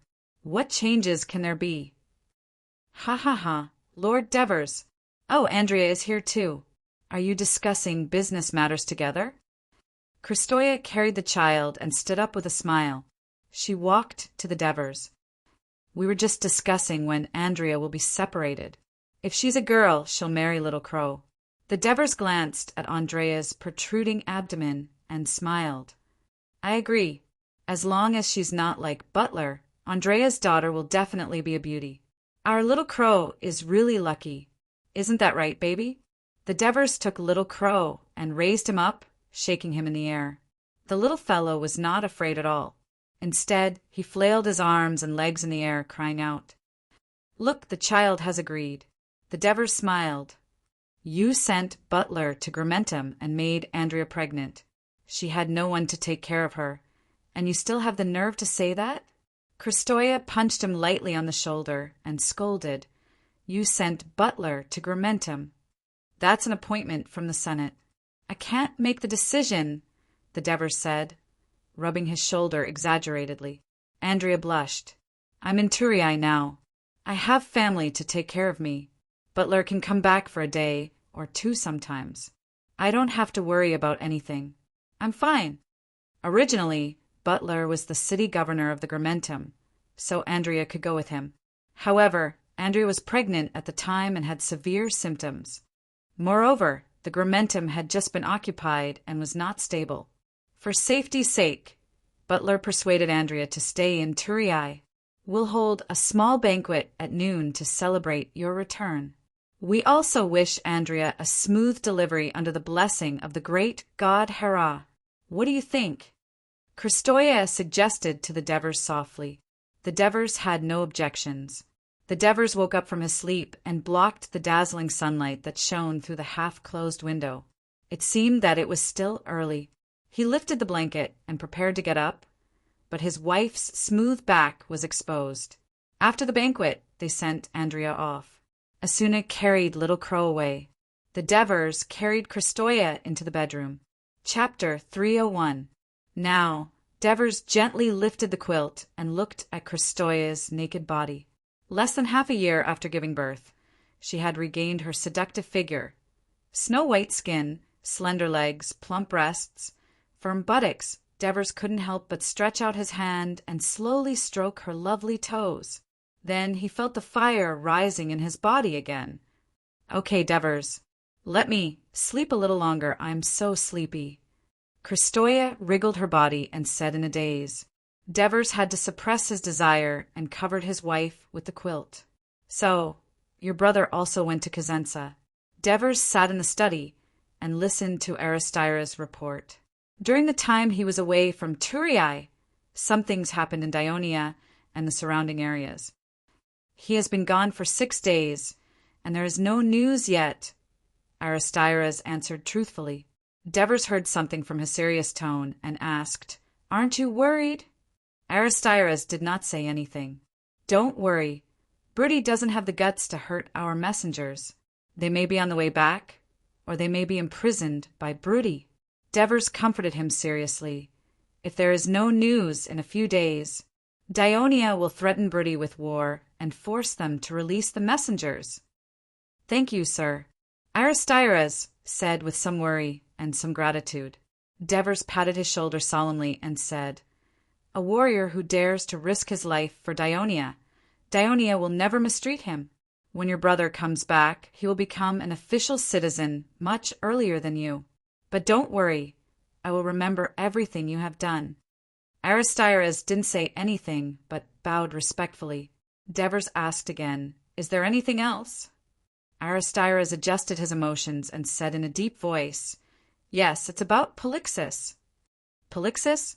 Devers blinked. "We found out that Polixia granted freedom to many slaves in his family, and then with his help, these freed slaves applied to the Ministry of Agriculture to rent a lot of land." Aristira's paused and looked at the Devers. Divers listened without batting an eyelid. There was nothing unusual in what Aristira's had just said. On the contrary, the Devers had to praise him, for he had responded to their call and set a good example by freeing many slaves. However, Devers knew that things were not that simple. These emancipated slaves used part of the income from the rented land to pay taxes and part for their own use. Most of the income was given to Polixis. Hearing this, the Devers' eyes suddenly widened. How much profit did they give to Polixis? "I don't know the exact ratio, but I'm afraid it's not a small number, because he had about 35 emancipated slaves who applied for about 180 acres of land." Aristira's looked at the records in his hand and said, "These slaves should know about the law on land rental issued by Dionia. Why didn't anyone report it? Devers asked loudly. It is understood that these slaves were born to Polixis and have lived in his home for at least 20 years. They should be very loyal to him. Secondly, Polixis, through his connections with the Ministry of Agriculture, let these slaves rent fertile land. In addition to the 20% rent tax and the money given to Polixis, registered free people pay 20% land tax when renting land, preparatory citizens pay 10% land tax, and official citizens only pay 1% land tax. The remaining income was far more than what they received as slaves. Moreover, these rented farmlands are close to each other, and the emancipated slaves live together in several large houses, monitoring each other. It is said that some of them live together with their families, but in fact it is very likely that they are supervisors sent by Polixis. When Aristides finished, Devers's eyes narrowed into slits, and there was a cold glint in his eyes. He asked sternly, "Does Bucos know about this?" Judging from the current situation, he should not know, Aristides replied seriously. "Are you sure?" "I'm sure." Devers stared at Aristides' face for a while and felt slightly relieved.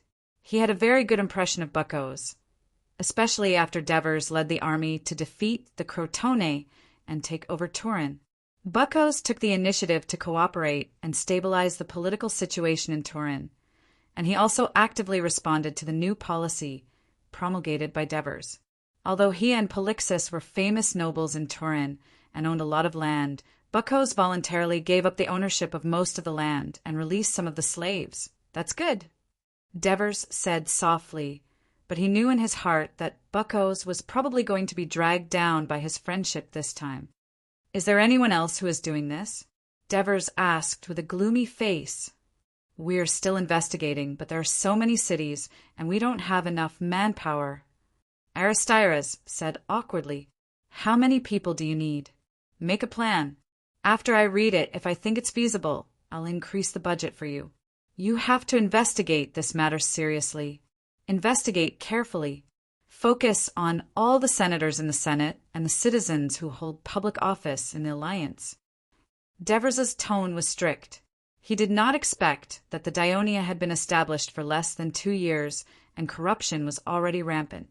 He was very angry, but as a consul, Devers also had to consider other issues, so he reminded, "The investigation must be carried out quietly and no one can be alerted. Report to me immediately if there's anything." "Understood, sir." Devers. Mercies shouted his name angrily and hurried into the living room. Devers knew that this fatty definitely had something to ask of him, so he put on a straight face and said, "Mercies, you have to call me Sir Consul here." "All right then, Sir Consul." Mercies walked in front of Devers, stretched out his hands, and said, "Please remove me from my position as the financial officer of the Alliance. I can't do this job anymore." "Why? You can't be thinking of taking a break to travel somewhere else, right?" Devers teased at first, but when he saw Mercy's serious face, he said in surprise, "Haven't you been doing well all this time? You asked Marigi to tell me to prepare 4 legions and 2 months' worth of food reserves, right?" Mercy's questioned. Devers understood now. He nodded and said, "That's right, I told Marigi." "I can't do that," Mercy said in grief and indignation. "For legions with at least 30,000 people, and they consume nearly 60,000 kilograms of grain every day. That's nearly 4 million kilograms in 2 months. With such a huge amount of grain, not counting the increase in price in the future, we have to pay at least. There's not that much money in the treasury now. Even if we include the income from the Alliance's land tax in September and October and the usual commercial tax, it's still not enough. This is because we still have to pay for the salaries of all the public officials, the construction of Castellan, Cremissa Avenue and Cremissa Asplustum Avenue, the reconstruction of the Cremissa Swamp, and Plazina's application to build small Hades temples in Amendola, Cremissa, Nudum, and other cities. Which one of these projects doesn't cost money? A lot of money. All right, Mercies. I know you've tried all sorts of ways to save Dionia's expenses, and it's been very hard for you. But if you don't do it, I won't be able to find a better financial officer than you in the Alliance. Can you bear to see the Alliance that we've worked so hard to build collapse because of the lack of effective management of the Treasury?" Devers quickly praised him. "Now that the Alliance is getting bigger and bigger, the income and expenses are quite high. To manage them well, it's indeed not something an ordinary person can do." Mercies was immediately energized after receiving the Devers' praise. The negative emotions from before were also released, and he no longer vented his dissatisfaction. Instead, he thought for a while and said, "Sir Consul, I can at most prepare 3 legions and a month's worth of grain. If you don't accept it, then it's my turn." 1 month. Devers rubbed his chin. In the past, when he led the army into battle, the battles mostly took place near Dionia's territory. The scope and scale of the battles were not large, and they all ended quickly. The longest battle, the Second Crotone War, did not last more than 15 days, so he did not feel the pressure of logistics. This time, the war with Brutty was to conquer a region and become the enemy of an entire race. The difficulty would definitely increase greatly. Even if the war went smoothly, he predicted that it would definitely take longer than usual. 2 months was just a conservative estimate, but he did not expect that this would already make Dionia feel strained, and they could not provide full support. War was a competition of national strength. A sentence popped up in Devers' mind. He felt helpless. At the beginning of the year, Syracuse led an army of 80,000 to attack Carthage. The war had already lasted for half a year, and it was still not over. Dionia had risen too quickly, but their foundation was too weak, and they did not have enough accumulation. "Devers, I have a way to solve the problem of the grain supply." Mercies took a step forward and called Devers' name intimately, speaking in a slightly mysterious tone. "Oh, what is it?" Devers' heart skipped a beat. Chapter 302. Hearing this, the Devers fell into deep thought. It was customary for the citizens of the Greek city-states to bring their own rations for 3 days when they went out to fight, and not more than 5 days at most. They had never heard of paying so many rations. This was no different from directly donating. Citizens had the obligation to fight for the city-state, to sacrifice their blood and lives, but they had no obligation to donate their property for the city-state. Doing so would probably cause dissatisfaction among the citizens, and it would also dampen their passion for battle. It would also set a bad precedent. Seeing that the Devers were hesitating, Mercies continued to persuade them. Although the soldiers are required to bring more rations, they are not at a disadvantage at all. After defeating Brutty, they will be able to get more land. The Devers pondered for a while, then shook his head and said, "The distribution of land according to military merits is a plan that Dionia had formulated before. We can't use this bill to ask for extra benefits from the citizens." Devers. Mercies wanted to persuade them again. The Devers interrupted him and said thoughtfully, "But, Mercies, you reminded me. We can borrow a certain amount of grain from the citizens in the name of the Senate. When the treasury is full, we will repay the citizens who borrowed the grain with interest. What do you think of this method?" "This is a good idea," Mercies said loudly, "but the interest cannot be too high." "The interest will be set by you." Seeing that the problem of rations was solved, the Devers were in a good mood. "You are the best financial officer in southern Italy, but you better come up with a plan as soon as possible and bring it up at the Senate meeting. With your support, Devers, how can the bill not be passed?" Mercies was in a good mood and took the opportunity to flatter him. He then said, "The day before yesterday, I went to Tino River and saw you're under construction." The big hot spring bathhouse is almost finished. When are you going to officially open it to the public? Don't forget to inform me as soon as possible. I want to be the first citizen to enjoy the hot spring bathhouse." When Mercies was in Persia, while enjoying the massage from the female slaves trained by the Devers, he had also heard the Devers describe the combination of massage and hot spring baths. Not only was it more comfortable, but it was also more beneficial to the body. He had long yearned for it. Since the construction of the hot spring bathhouse, he had visited it more often than the real owner, the Devers. Devers, of course, knew this and readily agreed.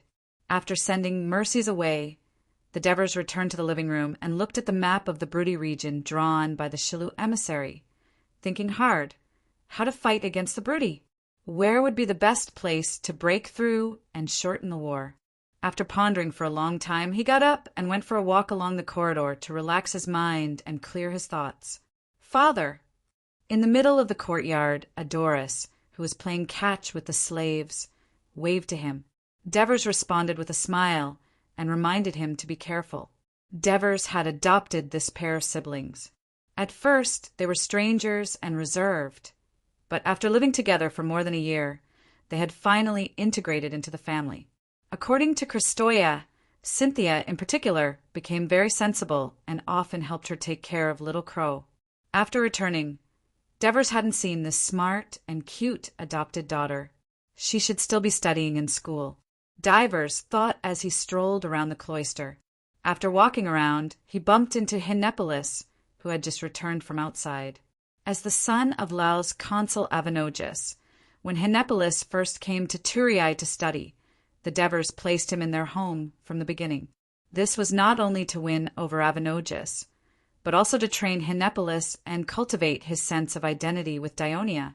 This practice of the Devers gradually spread among the Senate senators. For example, when the children of the leading figures of Castellan, Nudum, and other allied city-states or the leaders of small Lucanian tribes came to Turii to play and study, most of them did not stay in hotels, but were invited to stay in the homes of the Senate senators. For example, the children of the chief general of Castellan, Amicals, lived in Cunigurada's home. "My lord, you're back!" Hinepolis shouted as soon as he saw the Devers. "How did it go? Did you defeat those barbarians?" Devers smiled and said faintly, "Tarantum has signed a peace agreement with them." Then he changed the topic. "I heard that you're now studying with Lord Ansitanos." When Hinepolis first came, his mind was unstable. First, he went to the hospital and said that he wanted to learn medicine. But he stayed for a while because he could not stand the patients' cries and the bloody scenes, so he gave up. Later, he went to the Mathematics Research Institute, but he was confused by the complicated calculations. He also went to the arena for a while to practice football. It was not until the school was established that he applied to study with Ansitanos, who was already a well-known scholar in southern Italy. At least, he performed well in the past few months. "My lord, that old man Ansitanos is too much. He used me as a slave. Not only did he arrange a lot of work for me as a scribe, but I also often ran errands for him." Hinepolis complained. "In that case, I'll go and tell Ansitanos to change your teacher," said the Devers seriously, as if he was very considerate of him. Hinepolis quickly waved his hand. "No, don't go. If you say that, I don't know how he'll torture me later." He lowered his head and stammered. Actually, learning from him. I really learned a lot. It made me interested in history. Today he asked me to come back and write an article about why Sybaris perished. Oh, the Devers' interest was piqued. "Why do you think Sybaris perished?" "Of course, it's because of the difference in commanding ability between Sybaris and Crotone. Crotone was able to defeat Sybaris because of Pythagoras, just like how our Dionysia was able to defeat Crotone because of you, my lord." Henoboris replied without any hesitation as he flattered Leylin. "We." When the Devers heard this, his eyes flashed and he chuckled. "There's another more important reason. Long-term prosperity and luxury not only corroded the bodies of the Sybaris people, but also their minds, causing them to lose their courage and fighting spirit. Otherwise, even if Pythagoras won the battle with cunning tactics, Sybaris was a powerful nation. They could have reorganized their army and used their abundant resources and sufficient population to continue the war against Crotone. Crotone would not have taken advantage of their victory and easily occupied their city. Today's Crotone is the same. As the overlords of Greece for a long time, they have become arrogant and have lost their vigilance. At the same time, they have also gotten used to peace. When our armies set foot on the Croton plains, they hurriedly asked for peace. If they had chosen to continue fighting against Ionia, our alliance would not have achieved today's status so quickly. There's a saying that goes, difficult circumstances make a city strive to survive, but a comfortable life makes a country more likely to perish. Hinepolis' eyes lit up. He repeated the last sentence over and over again, then said excitedly, "My lord, that's great! I'm going to write it in my article, and let the old man know how great I am." The Devers said mischievously, "Don't tell him that I said it." "Of course." A burst of laughter came from the courtyard. A few days later, Antares returned to Thurii. When the Senate learned of what the Brути had done, they were furious and threatened to punish the Brути severely. A day later, the Trine emissary Cypros brought a small number of Western Rou who had luckily escaped the Brути tribal alliance to Thurii. The Devers personally received them and officially promised that Dionia would seek justice for them against the Brути tribal alliance at the appropriate time. Then these Western Rou, who had their relatives slaughtered and lost their homes, not only recounted their tragic experiences in the Senate, but also in the squares and gatherings to the people of Dionia, arousing the sympathy of many citizens. They said that these poor Greeks should be helped to avenge the Brути. For a time, the atmosphere of war was tense in Dionia, but the Senate did not issue a call for war because the autumn harvest had arrived. Corinth, a Greek city-state on the Peloponnesus Peninsula, a city-state with as long a history as Sparta. Due to its geographical location in the center of the Greek mainland, the Isthmus of Corinth not only made it an ideal place for Greek alliances to gather, such as during the Greek-Persian War a few decades ago, the armies of the Peloponnesus alliance often gathered here and set off. At the same time, its unique geographical location also brought convenience to trade. As early as more than 100 years ago, Corinth's prestige flourished in Greece. Not only was it rich, but its culture was also very developed. For this reason, the powerful and confident Corinth people created the Isthmus Games, which soon became one of the 4 major games in Greece. Chapter 303. In the Pinewood Arena, the audience was already crowded. The excited people were eagerly looking forward to the start of the preliminary competition. Contestants from various city-states were entering the arena one after another, and the audience cheered.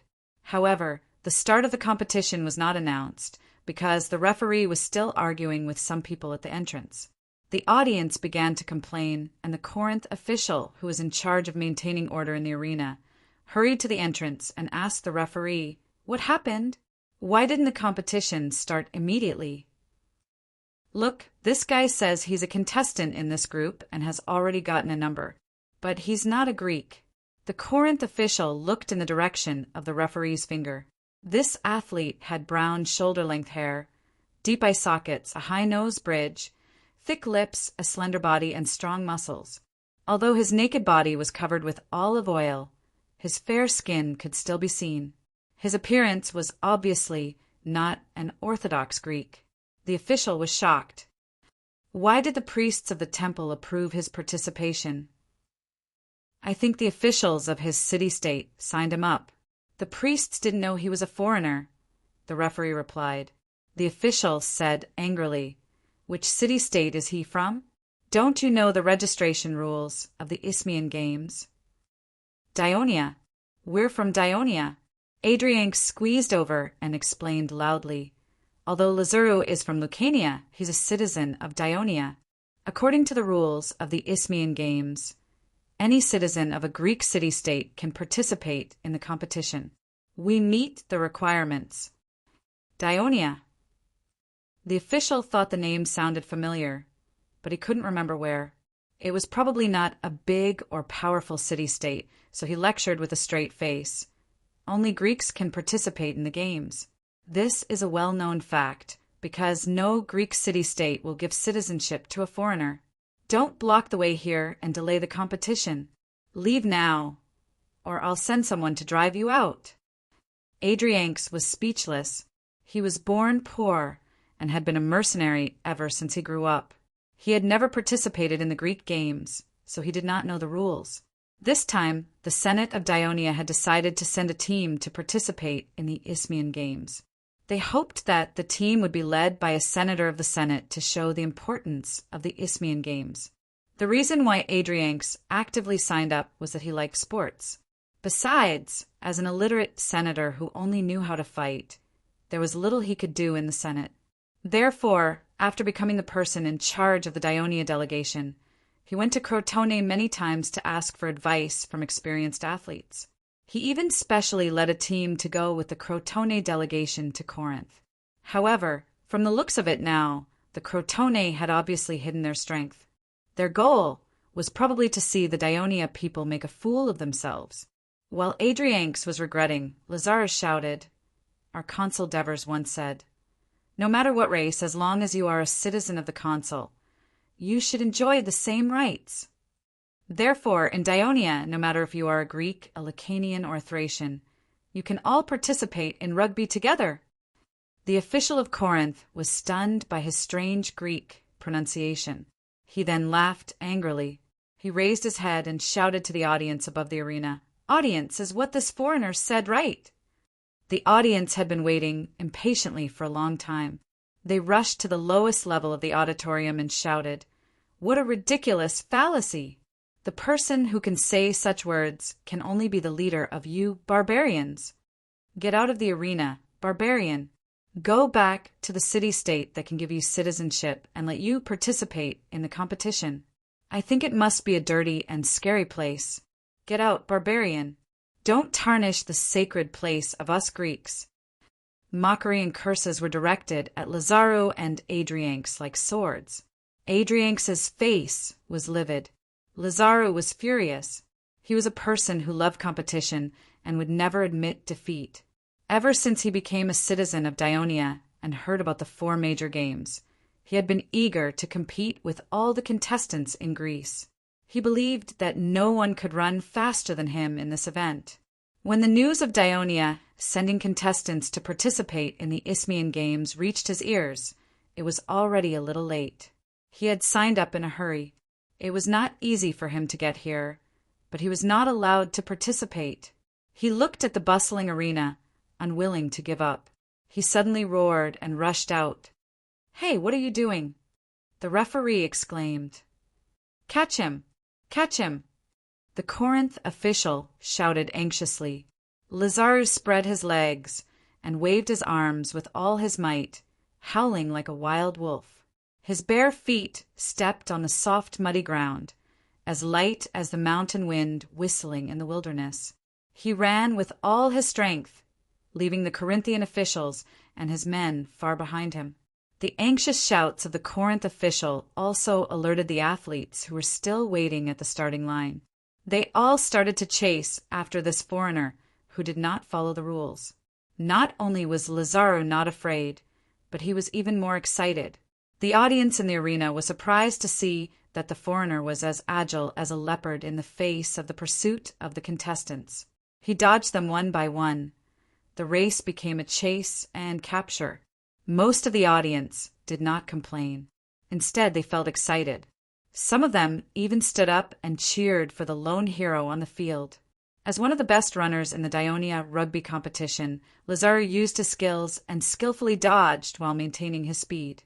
1 lap, 2 laps, 3 laps. The cheers from the audience became louder and louder until the Corinth official called for more people to block the space in the arena. Collins, who was panting, punched Lazaro in the face without hesitation. Lazaro struggled to break free, but there were too many people on top of him. He could only glare at the Corinth official. "Stop! Stop!" Adrianx rushed over and grabbed the Corinth official's fist again. "Let go of our citizen, or I will protest to the Corinth council." "Protest." The Corinth official looked at him and sneered. "Arrest him too. Destroying the sacred Isthmian Games is a big crime. Lock him up first.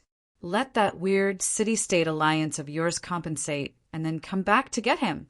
A group of people escorted Lazaro and Adrianx out of the arena. At this time, Lazaro struggled and shouted, "I, Lazaro, a citizen of Dionia, and the champion of the Isthmian Games!" Order was restored in the arena, and the competition started again. However, the audience was still discussing the farce just now. That man ran really fast. Unfortunately, he's a barbarian. Otherwise, he might have won the championship. Which race is he from? He said, he's a citizen of a Greek city-state. Which city-state gave citizenship to a barbarian? I think he said Dionia. Is Dionia a Greek city-state? Why haven't I heard of it? The audience of the Isthmian Games came from all over the world. Of course, there were Greeks from the Western Mediterranean, and there were quite a few of them. They naturally became the answer to these questions. Dionia is a city-state alliance that was formed last year. It's in the north-central part of Greece, and its central city is Turiai. That foreign man just now should be a Lacanian. Dionia occupied a lot of Lacanian land and gave citizenship to the Lacanians living in their territory. In other words, this Dionia alliance didn't just give citizenship to one barbarian, but many. Yes, not only the Lacanians, but also the Thracians, Egyptians. As long as they're willing to become a citizen of Dionia and pass their assessment and meet the conditions, they can become an official citizen of Dionia after a few years. They can also get a piece of land. Oh, wise Athena, am I dizzy? Did I hear wrongly? Not only can barbarians become citizens, but they can also get a piece of land. This is. Is Dionia really a Greek city-state alliance? Ioannisi, you Peloponnesus people are indifferent to what's happening in the Western Mediterranean. As long as you take a boat to the Taranto Bay, the word that rings in your ears the most is Dionia. Not only are there thousands of free people flocking to Dionia to become citizens of that alliance, but the councils of all the Greek city-states are also paying attention to the movements of Dionia. I can understand that the free people want to become citizens and get a piece of land. But why are the higher-ups of all the Greek city-states? Because Dionia is already the most powerful city-state alliance in southern Italy. What? Are you kidding me?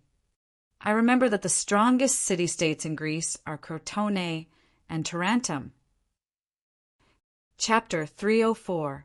Oh, wait a minute. I remember you just said that Dionia was only founded a year ago, and in less than 2 years, it has become the overlord of Greece. This is simply is. You want to say miracle, right? I heard that the consul of Dionia is the favored one of Hades. He is very young, but he has never lost a battle. The Lacanians, the Crotone, the Locrians, they were all defeated by him one after another. Maybe there really is a miracle. According to what you said, Dionia is so powerful in Greece. It's better for Corinth not to become enemies with it because of such a small matter in the arena. That's your Corinth's business, Ioannes. All right, Hipparchus, tell me about your Lygium. You are in the land of Greece. Why didn't you form an alliance with the powerful Dionia? We Lygium have no intention of fighting for the hegemony of Greece. We just want to live our own lives. That's what everyone thinks. But Hipparchus, God is temperamental. Maybe one day Lygium will be involved in the conflict of the Greek city-states. Instead of being passive, it's better to take the initiative to find a strong ally. Since this farce, everyone was talking about the foreign race and the strange city-state alliance of Dionia. The name of Dionia began to be known by more Greeks in Greece. This was a story to be told later. At this time, many people in the arena were inquiring about the origin of Dionia. There were 2 young people in the audience. They were from Thebes. After listening to the conversation between Hipparchus and Ioannes, one of the young people said excitedly, "Dionia, this is really a strange city-state alliance. What do you think, Epaminonda?" The other young man sighed. To be able to dominate Greece in such a short time, it's not just the ability of the consul. The political system of the Dionia alliance must have its unique features. You think the same as me. I've decided. The young man said loudly, "When I finish my studies next year, I will go to Dionia to have a look. Come with me." Epaminonda shook his head. "I'm sorry, Pelopidas. You know that my teacher, Lysis, has been promoting the teachings of the Pythagorean school of thought in Corinth for the past few years. I don't have to go to Tarentum anymore. I can learn from him nearby and help him deal with some affairs at the same time, so I can't go so far to avoid wasting time. The young man named Pelopidas pressed Epaminondas' arm. Didn't that man just say that the central city of Dionia is in Thurii? It's just across the Taranto Bay. It's less than 2 or 3 days by boat from Corinth Bay. It's not far at all. Besides, you're my best friend. How could you bear to let me go out alone? With Adrianx and Lazarou imprisoned in Corinth, the rest of the Dionia delegation was not in the mood to participate in the competition. They hurriedly sent someone back to Thurii to report the news. The Senate held a meeting to discuss the matter. A few senators, led by Polixus, believed that Lazarou's reckless behavior had tarnished the image of Dionia, and that Adrianx, as the person in charge of the delegation, did not manage the team well, causing Dionia to become the laughingstock of Greece. They should all be punished by the League. Devers firmly opposed it. He believed that Adrianx and Lazarou's behavior was not wrong. It was the conservative Corinth people who were wrong. Their narrow ethnic concept excluded the people of Dionia, which was made up of many ethnic groups. Since the self-proclaimed Orthodox natives of Greece rejected the participation of the citizens of Dionia, who were made up of Lucanians, Thracians, and other ethnic groups, then there was no need for the people of Dionia to participate in the 4 major competitions. Dionia had the ability and strength to organize its own sports meeting. The Devers' speech was supported by most of the senators, especially Vespa, Hemont, Butler, Marigi, Epitines, and the others. However, the Senate had no other way to force Corinth to release Lazarou and Adrianx. After all, Corinth was an old powerhouse of Greece. It would not care about the newly risen League of Dionia, and Dionia's current strength could not affect Corinth. Therefore, the only way was to send a messenger to apologize to Corinth and donate a certain amount of gold and silver to the Temple of Corinth. Only then would the delegation be able to return safely. Other than Merces, who opposed the outsiders, everyone else agreed. For the Devers, the most important thing for Dionia now was to focus on dealing with Brudi. They could not afford to complicate matters. Therefore, even though he was unwilling to accept the Senate's decision, he could only endure it for the time being. During the autumn harvest, the citizens were busy harvesting. The Devers did not stay idle. He quietly went to the city of Asplustum to test the valley leading to Ambania a few times. He also went to the north bank of the upper reaches of the Krati River to carefully observe the situation of the river and the location and environment of Abyssinia on the other side of the river. He also went to Laos to investigate the mountain road leading to the city of Vigo. Young Heracrid, Mentodicus, Els, Merces, and the others accompanied him. Everywhere they went, they had to calculate the flow speed and depth of the river. They had to consider the possibility of building roads and bridges, as well as the transportation of food and other issues. After returning, the Devers repeatedly discussed the attack plan with Felicius, Carpus, Dracos, and other senior military officials. At the end of September, before the autumn harvest was completely over, news came from Trine. Some Brudi people broke into Trine territory and were captured. In fact, the real situation was, after Antalis went to Cosenza, the Brudi tribal alliance accelerated the attack and annexation of the tribes who refused to be incorporated, forcing some of the Brudi people who were unwilling to join the alliance to escape from the mountains. The Devers, however, took the opportunity to let Aristyras send his spies to spread rumors in the cities of Thurii, Amendolara, Cremissa, and other cities. The Brudi people were unifying the tribes, and after establishing a strong tribal alliance, they would launch an attack on Dionia. Now, it was just a tentative attack by the Brudi people. At the same time, they also reminded the people, don't forget the blood debts committed by the Brudi people in the past when they repeatedly plundered the city-states of Greece. The cities of Dionia were soon shrouded in a tense atmosphere, and the citizens were even more furious. They strongly demanded, start a war against the Brudi people, collect the blood debts, and eliminate the hidden dangers. At the beginning of October, the autumn harvest was over, and Dionia was full of requests for war. The time was ripe to use force against the broody people. After several rounds of discussion, the Senate announced to the citizens, the broody people ignored Dionia's peace proposals and warnings, and wantonly destroyed the Shillue tribe, an ally of Dionia. Based on alliance and morality, Dionia declared war on the broody people. Thus, the broody war officially began. In the square of the city of Asplustum, the soldiers of the Legio IV from Cremissa and Asplustum were gathering. In the victory square of Turiae, the soldiers of the 1st and 2nd legions from Turiae and Amendalar were gathering. In the square of Nudum, some of the soldiers of the Legio III were gathering, due to the extremely important location of the Grimentum. In order to stabilize the situation in Lucania municipality, the citizens of the 3rd Legion in the city could not be moved easily. Just as the pre-war preparations were progressing in an orderly manner, the Devers once again received the leader of the Shillue tribe, Hepsitis, in his mansion. Dionia has declared war against the broody people. I believe it won't be long before you hear the news of victory. The broody people ignored our warnings and wantonly slaughtered our Greek compatriots. They will be punished. The Devers promised solemnly. Hepsitis' eyes were filled with tears as he said gratefully, Sir Devers, thank you. Thank you so much for selflessly helping our small and weak tribe. You are truly the blessed one of Hades. You are the guardian of justice and fairness in Greece. All of us surviving West Lu people will pray to Hades at all times, wishing you good health and safety. We also wish the citizens of Dionia an early return of victory. At the same time, I have a small request that I hope Sir can agree to. Oh, what is it? My tribesmen and I hope to join your army and fight alongside you to seek revenge against the broody people. Hepsitis said excitedly, I can understand your feelings, but the Dionysian army has gone through tough training and strict discipline. Those who violate the military rules will even be beheaded. I'm afraid that your joining will not only not increase our strength, but it will also affect our battle. If you violate the military rules, do you think I should punish you or not?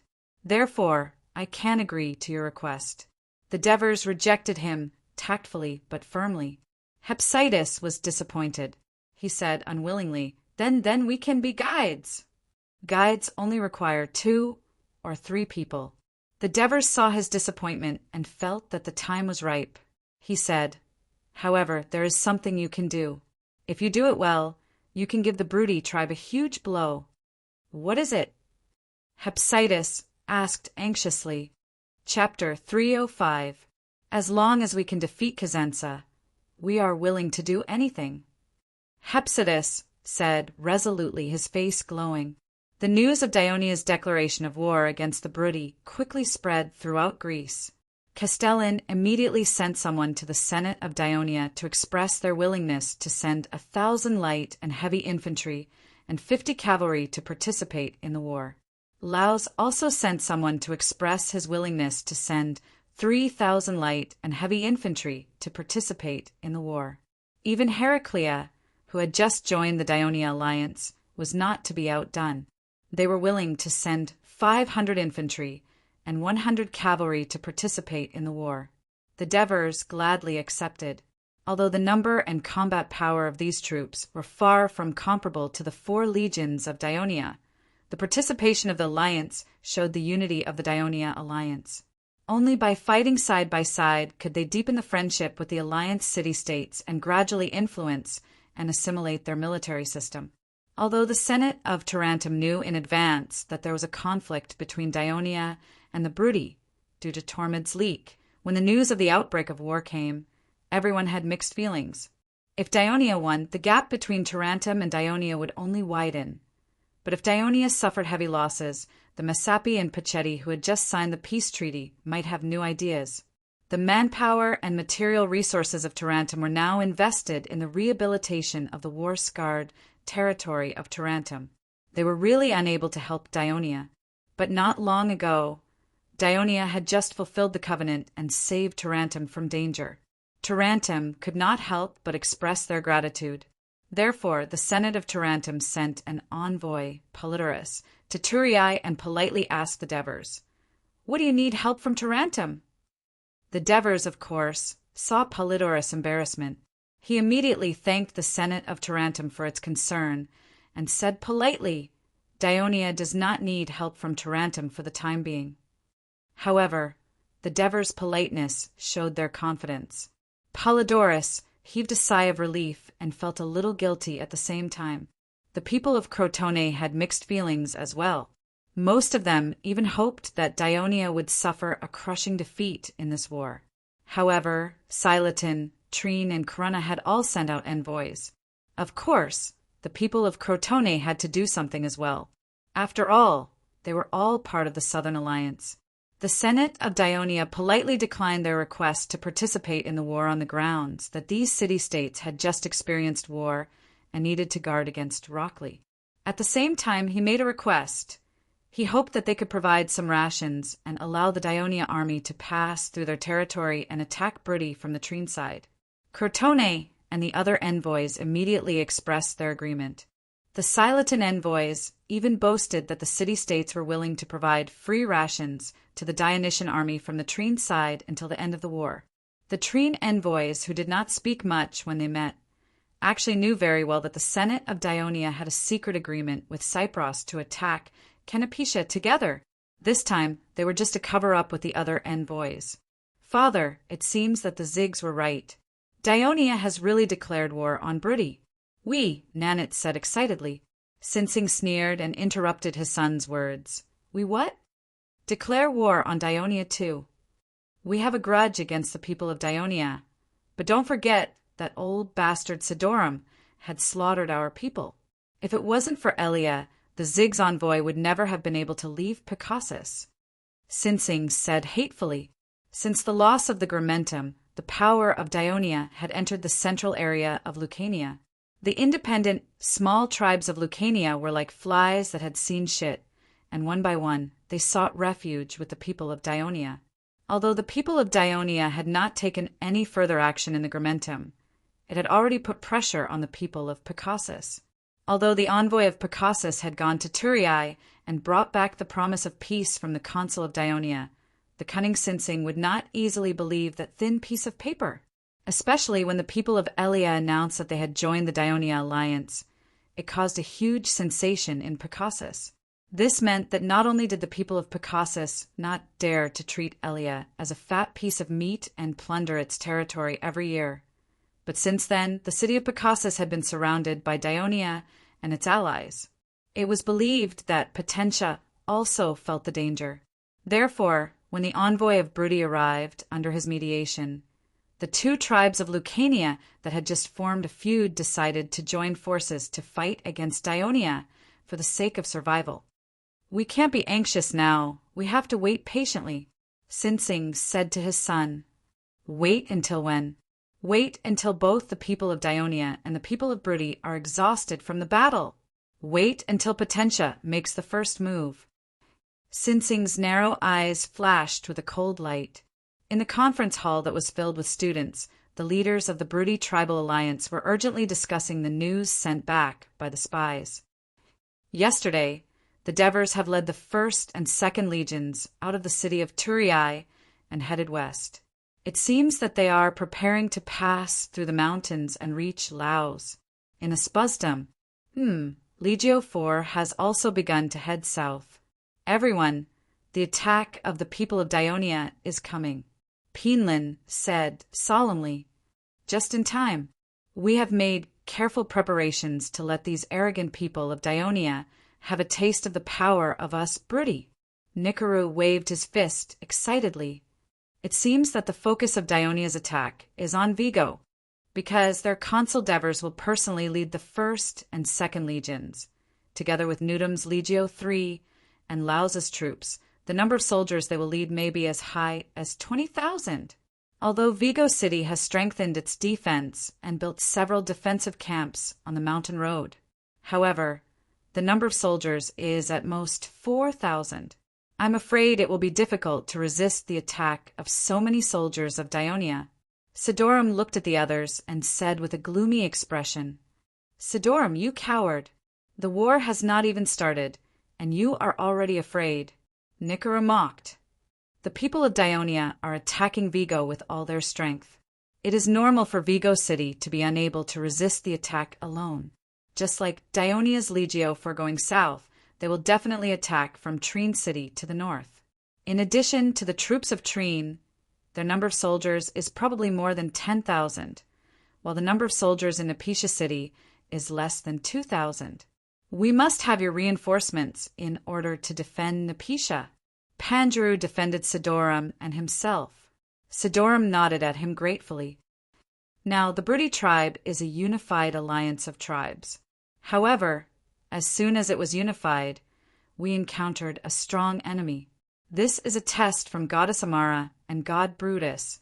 Under the protection of the gods, we must unite and defeat the enemy in order to forge the glory of the Brudi people in the future. High Priest Ferodoru said solemnly. The Brudi people claim to be the descendants of Brutus, who is the son of Hercules and the Brudi queen, Valentia. In the legends, the ancient hero of the Brudi, demigod, and the protector of the Brudi tribe. High Priest is right. Pinlan looked around and said, Petaru and I will lead 10,000 Cosenza soldiers to reinforce Vigo. 10,000 soldiers were almost all the soldiers of Cosenza, so Sidorum hurriedly bowed and said gratefully, Thank you for your help, great leader. This is what I should do. We are all comrades in the same alliance now. If Vigo City cannot be defended, can Cosenza be protected? If Cosenza is occupied, what can Abyssinia and Anbalia do? Pinlan said this as if he was comforting Sidorum, but in fact he was reminding Bergam and Nicaru. Anbalia only has a narrow valley in the southeast that leads to Spusdom. The Dionia people will not dare to attack from there, because if we are discovered, our soldiers do not need to fight. They just need to stand on the top of the valley and throw stones down, and it will be enough to cause heavy casualties.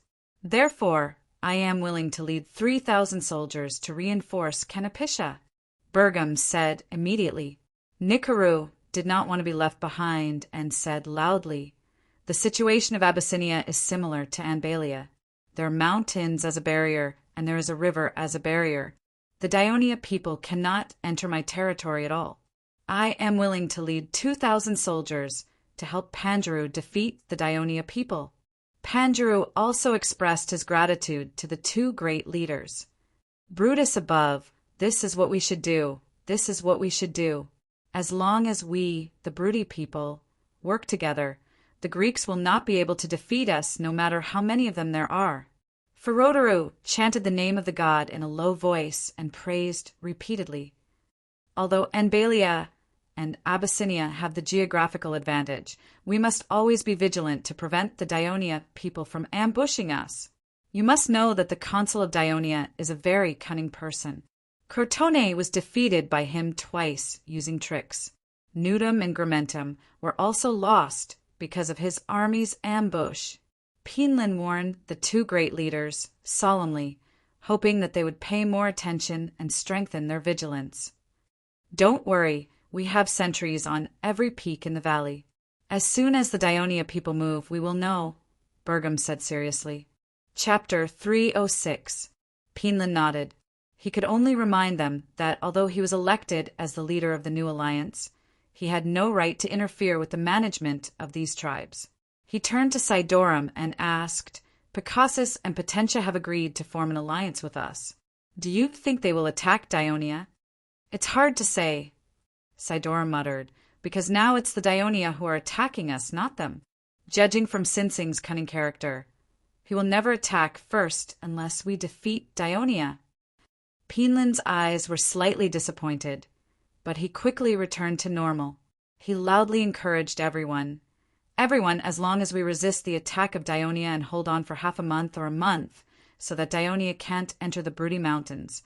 Their fighting spirit will be frustrated, their food transportation will be difficult, and the Lucanians who have been bullied by Dionia will take the opportunity to fight back. Dionia will inevitably be in trouble. Then it's time for us to fight back, defeat Dionia's blockade, and take the fertile plains of the Greeks for our descendants. Penlin's words of encouragement made everyone's blood boil. Nikaru even shouted, "Defeat Dionia!" Building a road in the winding and rugged mountains was a huge and complicated project.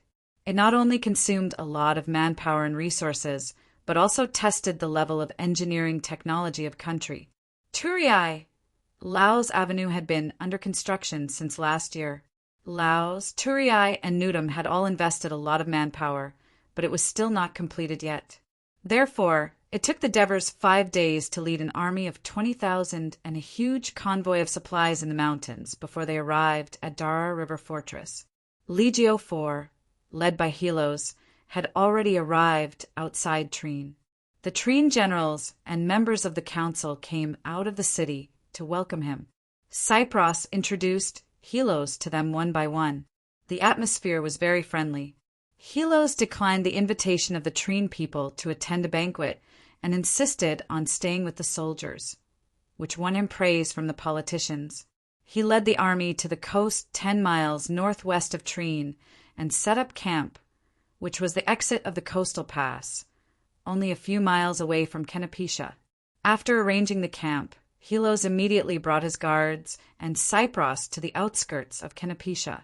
On the left was a cliff, and on the right was a mountain ridge. The seaside road leading to the Cosenza Highlands was not wide, and Kenapisha was even narrower. The length of the city seemed to be no more than 200 meters, but it completely blocked the way in and out. The city was not big, but it was made of bluestone. The city walls were no more than 4 meters high, but the terrain of the city was high. From where Helos was, the road went diagonally upwards, narrowing as it went. The soldiers had to spend a lot of energy just to march to the city, not to mention avoiding the enemy's arrows and javelins. Fortunately, the geographical environment of Asprostum was somewhat similar, and the soldiers had experience in this aspect during their daily training. Helos observed the situation on the road, wondering if the 2 types of siege weapons that had just been installed in Legio III could push to the city. Cypros saw that Helos was staring at Kenapisha for a long time and thought that he was frightened by the difficulty of attacking the city, so he reminded him, "There are a few trails in the mountains nearby that can bypass Kenapisha and go north to Cosenza." "Is that so?" Helos turned his head abruptly. "Yes, or else how could the West Lu people and the tribesmen who rebelled against Cosenza escape from Brudi? Then do the people inside know?" Helos pointed at Kenapisha in front of them. Cypros understood what he meant, and he said with certainty, "Of course they know." Helos had no more luck, but he still decided to send someone to investigate after he returned. "I heard that Kenapisha has a port," Helos asked again. "There is indeed a port, but it's not big," Cypros said as he dismounted and walked to the edge of the cliff. Cypros did not try to be brave and followed suit. He did not think that he was good at riding a horse. If the horse under his crotch was startled at the edge of the cliff, Legio IV might lose a legion commander before the battle even started. "There." Cypros pointed ahead, his voice sounding a little ethereal in the strong sea breeze. Helos fixed his eyes on the cliff that protruded from the land. With a height difference of nearly 100 meters from the sea, he could see the coast a few miles north of Kenapisha. There, he saw a flat land with a small beach and a simple dock. There were only a few dozen ships anchored there, Cypros said. According to the intelligence of the West Lu people and our ships that often pass by Kenapisha, the port of Kenapisha is built at the mouth of the Savuto River. Savuto River? Savuto River is a large river in the territory of Kenapisha. Don't think that the city in front of us is surrounded by mountains and the sea. It seems very barren, but in fact, not far to the north, there is a small plain around the Savuto River. If you follow the Savuto River Valley to the north, you can smoothly reach Cosenza.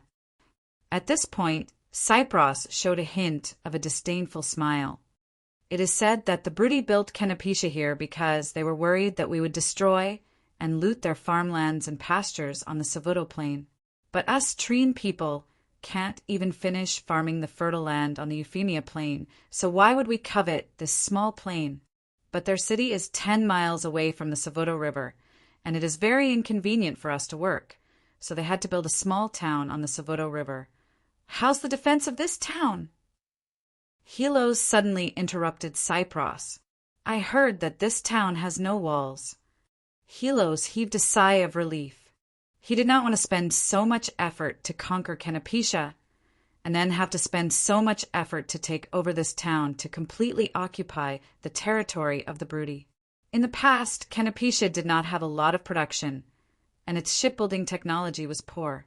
It also did not have much contact with other Italian city-states, so it only had a port, but almost no maritime trade. But Cypros said worriedly, now that the Brudi tribal alliance has been established, this is the only port of the Brudi. I believe it will develop quickly.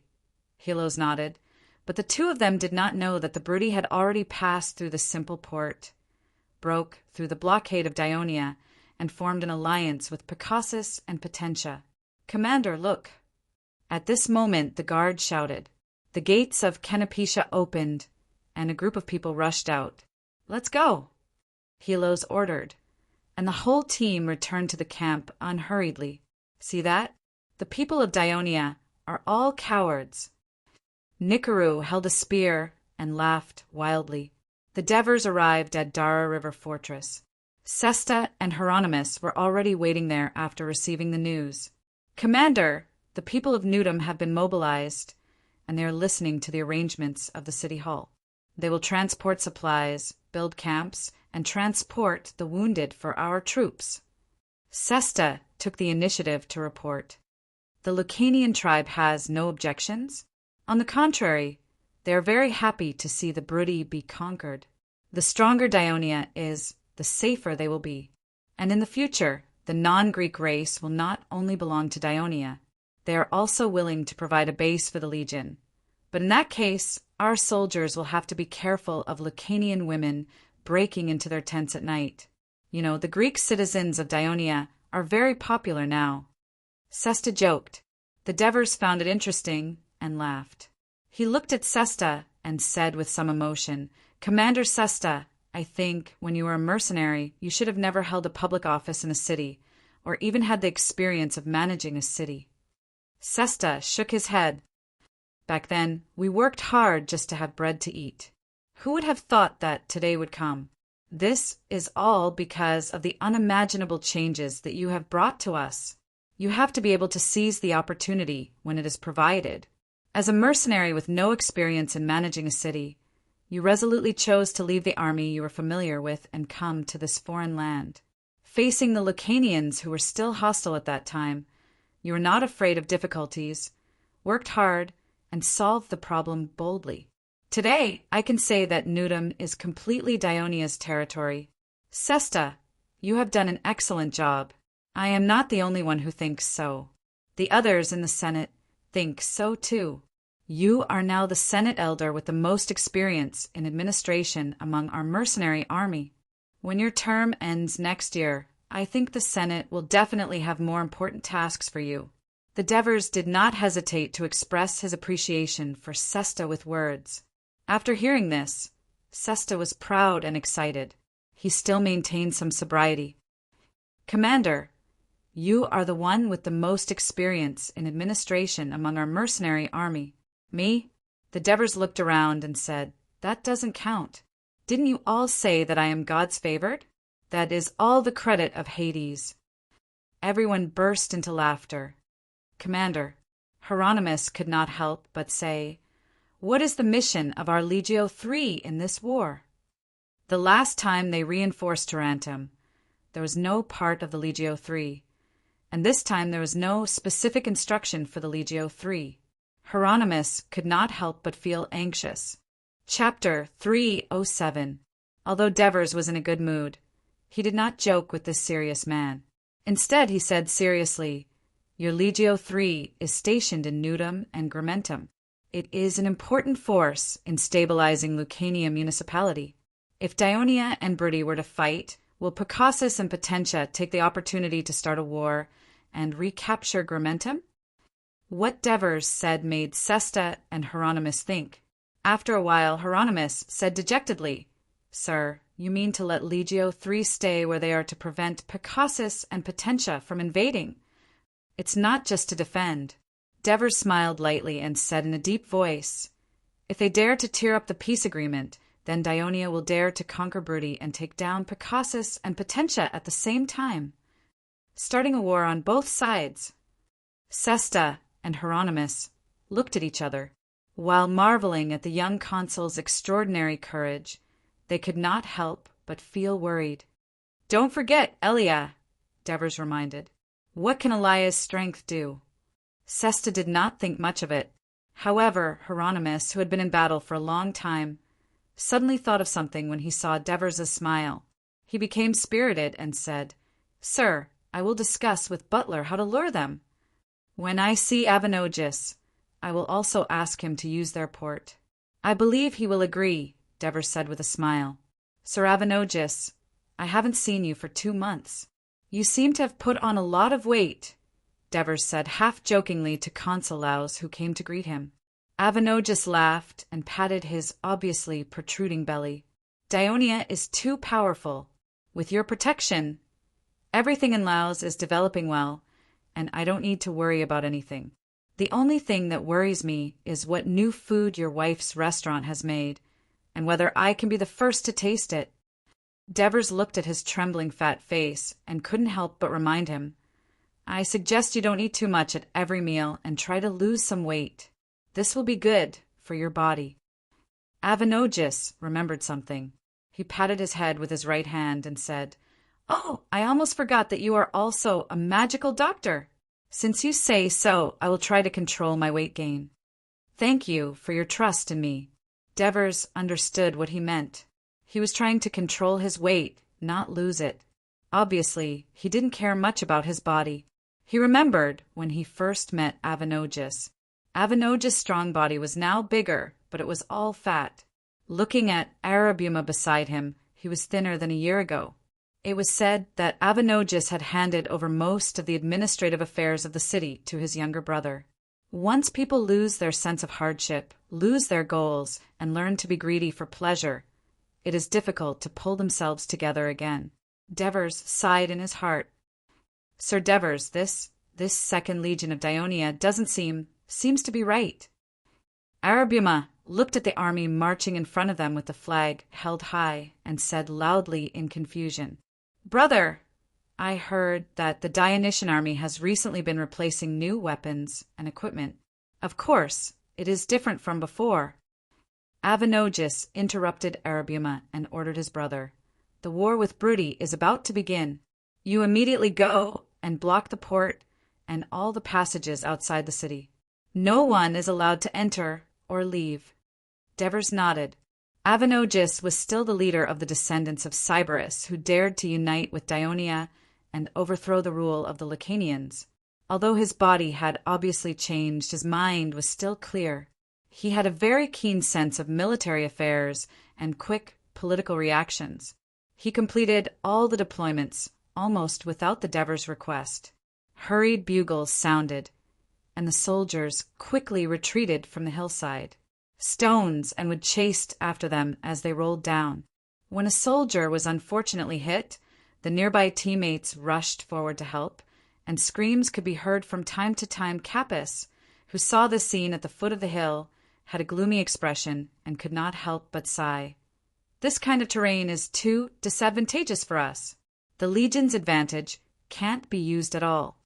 The attacks over the past few days were not in vain. At least we took down one of the enemy's camps and pushed our attack line here." Antonios comforted him. "That was not taken by us. The Brudi took the initiative to retreat. Until now, we have not even seen the enemy's face, but more than 300 of our brothers have been killed or injured." Capys said with a pained heart, "Mainly injuries and fractures. After the medical camp's treatment, most of them can recover to normal. There are not many deaths. This is already very good.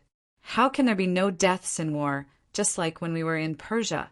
Antonios continued to comfort him. "But our brothers did not die in battle with the enemy. This way of dying is too frustrating. According to the guide, Zweig City is still 5 or 6 miles away from here. 5 or 6 miles. It has always been such a difficult mountain road. I'm afraid that by the time we reach Zweig City, all of our men will be dead. Amyntas shouted irritably. When will the Second Legion start to move? It's been so long and there's still no movement. If we knew it would be like this, Capys, you should have strongly requested for the First Legion to carry out that mission. Who asked the First Legion to be so famous? If we don't attack here, how can we make the Brudi believe that this is the focus of our attack? Only then can we attract the main forces of the Brudi over. Alexis said calmly and admiringly, Only the commander would dare to do this. Who would have thought that we would risk the precious lives of our citizens to attack Zweig City, just to mobilize the enemy? Sure. Capys cautiously made a gesture, looked left and right, and said in a low voice, I hope the Second Legion can successfully complete the mission. Don't let our brothers' sacrifice be in vain. Leader, the Greeks have retreated. Saru did not rejoice when he heard his subordinates' excited report. Instead, he was a little disappointed. The Daonians run as fast as rabbits. If they had climbed over that ridge, they wouldn't have been able to escape after we pushed down the rocks we had stored on the mountain path. More of them would have died. Don't worry, as long as they are prepared to continue attacking Zweig City, there will be many more opportunities like this. Sidorum stood up and praised. We have already resisted the enemy for 3 days. Daionia sent out their so-called strongest army, the First Legion, to attack. Not only did they not make any progress, but they also lost many soldiers. Saru, you did well. If this situation continues, we can completely prevent the Daionia from reaching Zweig City within a month. Saru said confidently, Leader, I think we can deal with these Greeks by ourselves. Let Cosenza and his men go back. They occupy our houses, eat our food, and don't even have to participate in the battle. The warriors are very angry. The Cosenza people mainly eat the food they brought with them. We have now joined forces with the Cosenza people. There will be many opportunities to fight together in the future. You have to start getting used to it and persuade our warriors not to have too many complaints, Sidorum said to him patiently. Moreover, from the current situation, the Daionia people have not used their full strength. They should still be adapting to the terrain here. You have to know that they have an army made up of Lucanians and Lausa's army. We have not seen them yet, so we cannot underestimate them. Have you forgotten how the Lucania Tribal Alliance managed to attack our city? I haven't forgotten. Saru clenched his fist. Yesterday, news came from Napisha that the Greeks tried to attack us from the side roads. Fortunately, they were discovered in time and they were repelled. We also have to be wary of the Lucanians coming from the mountains. But it is precisely because Cosenza's army is guarding the city that we can fight the enemy here boldly, Sidorum continued to persuade. Saru nodded silently. The later the Daionia people arrive at Zweig City, the faster their morale will fall, and the more food they will consume, the more chances we have to defeat them. When that time comes, the glory of the Brudi people will arrive. Initially, he was trying to persuade and motivate Saru, but as he spoke, Sidorum could not help but get excited. The sun had almost set behind the mountains, and the land was gradually plunged into darkness. The herdsmen drove their cattle and sheep home early, and the children who ran wildly in the mountains during the day were also called home by their parents, because at night the mountains were the world of beasts. The wilderness outside of Ciudad Abyssinia was deserted. Occasionally, the howling of wild wolves could be heard, but after the roaring of the Kratai River throughout the day, the sound of the waves became louder in the quiet evening. It had been like this for thousands of years, and the people of Ciudad Abyssinia had long gotten used to it. They felt that the louder the waves, the more protection the Kratai River gave them, so they slept peacefully with the sound of the waves. However, they did not know that on the other side of the river, in the dense forest, thousands of Daionia soldiers were marching, the sound of the river drowning out all the sounds they made. Chapter 308. At that moment, A shaft that looked like the mouth of a well was fixed firmly in the middle of the pile of rocks. The shaft was tied with ropes as thick as a person's wrist, and the other end of the rope was tied to the waist of a burly man. He was naked, and he was only wearing a cape made from a few small sheep bellies that had been filled with air. The tourists were raised by the Kretai River and depended on it for their livelihood. But when they stood by the roaring river, it was as if thunder was raging in their ears and their souls were trembling. They could only hear the orders of their commander and comrades, but they could not hear them at all. The Kretai River was right in front of them. With the dim light from the setting sun, he could see the waves a few meters high from the raging river, as well as the soul-sucking whirlpool on the surface of the river. If a normal person had seen or heard this, they would have been terrified. Their limbs would have turned to jelly, and they would not even be able to stand. However, before he and his companions became citizens of Dionia, they were sailors among sailors. They made a living at sea all year round, and were used to fighting in the howling winds and huge waves. Therefore, for this mission, he firmly believed that with his own ability and experience, he would definitely be able to complete the mission successfully and fight for a bright future for himself and his family. The sheep that was scared out of its wits by the raging river were let out, trembling and unable to make a sound. Dracos chopped off the sheep's head and placed it on the reef. He smeared the sheep's blood on the faces of the warriors, and they all prayed to the river god, Acruz. Then the burly man stood up and bowed to Dracos. He stood by the river and looked at the opposite bank on his left. That was the destination of his mission. He touched the rope to make sure it was securely tied, took a deep breath, and with a roar he dove into the water like a mermaid, and the waves he stirred up instantly covered his figure.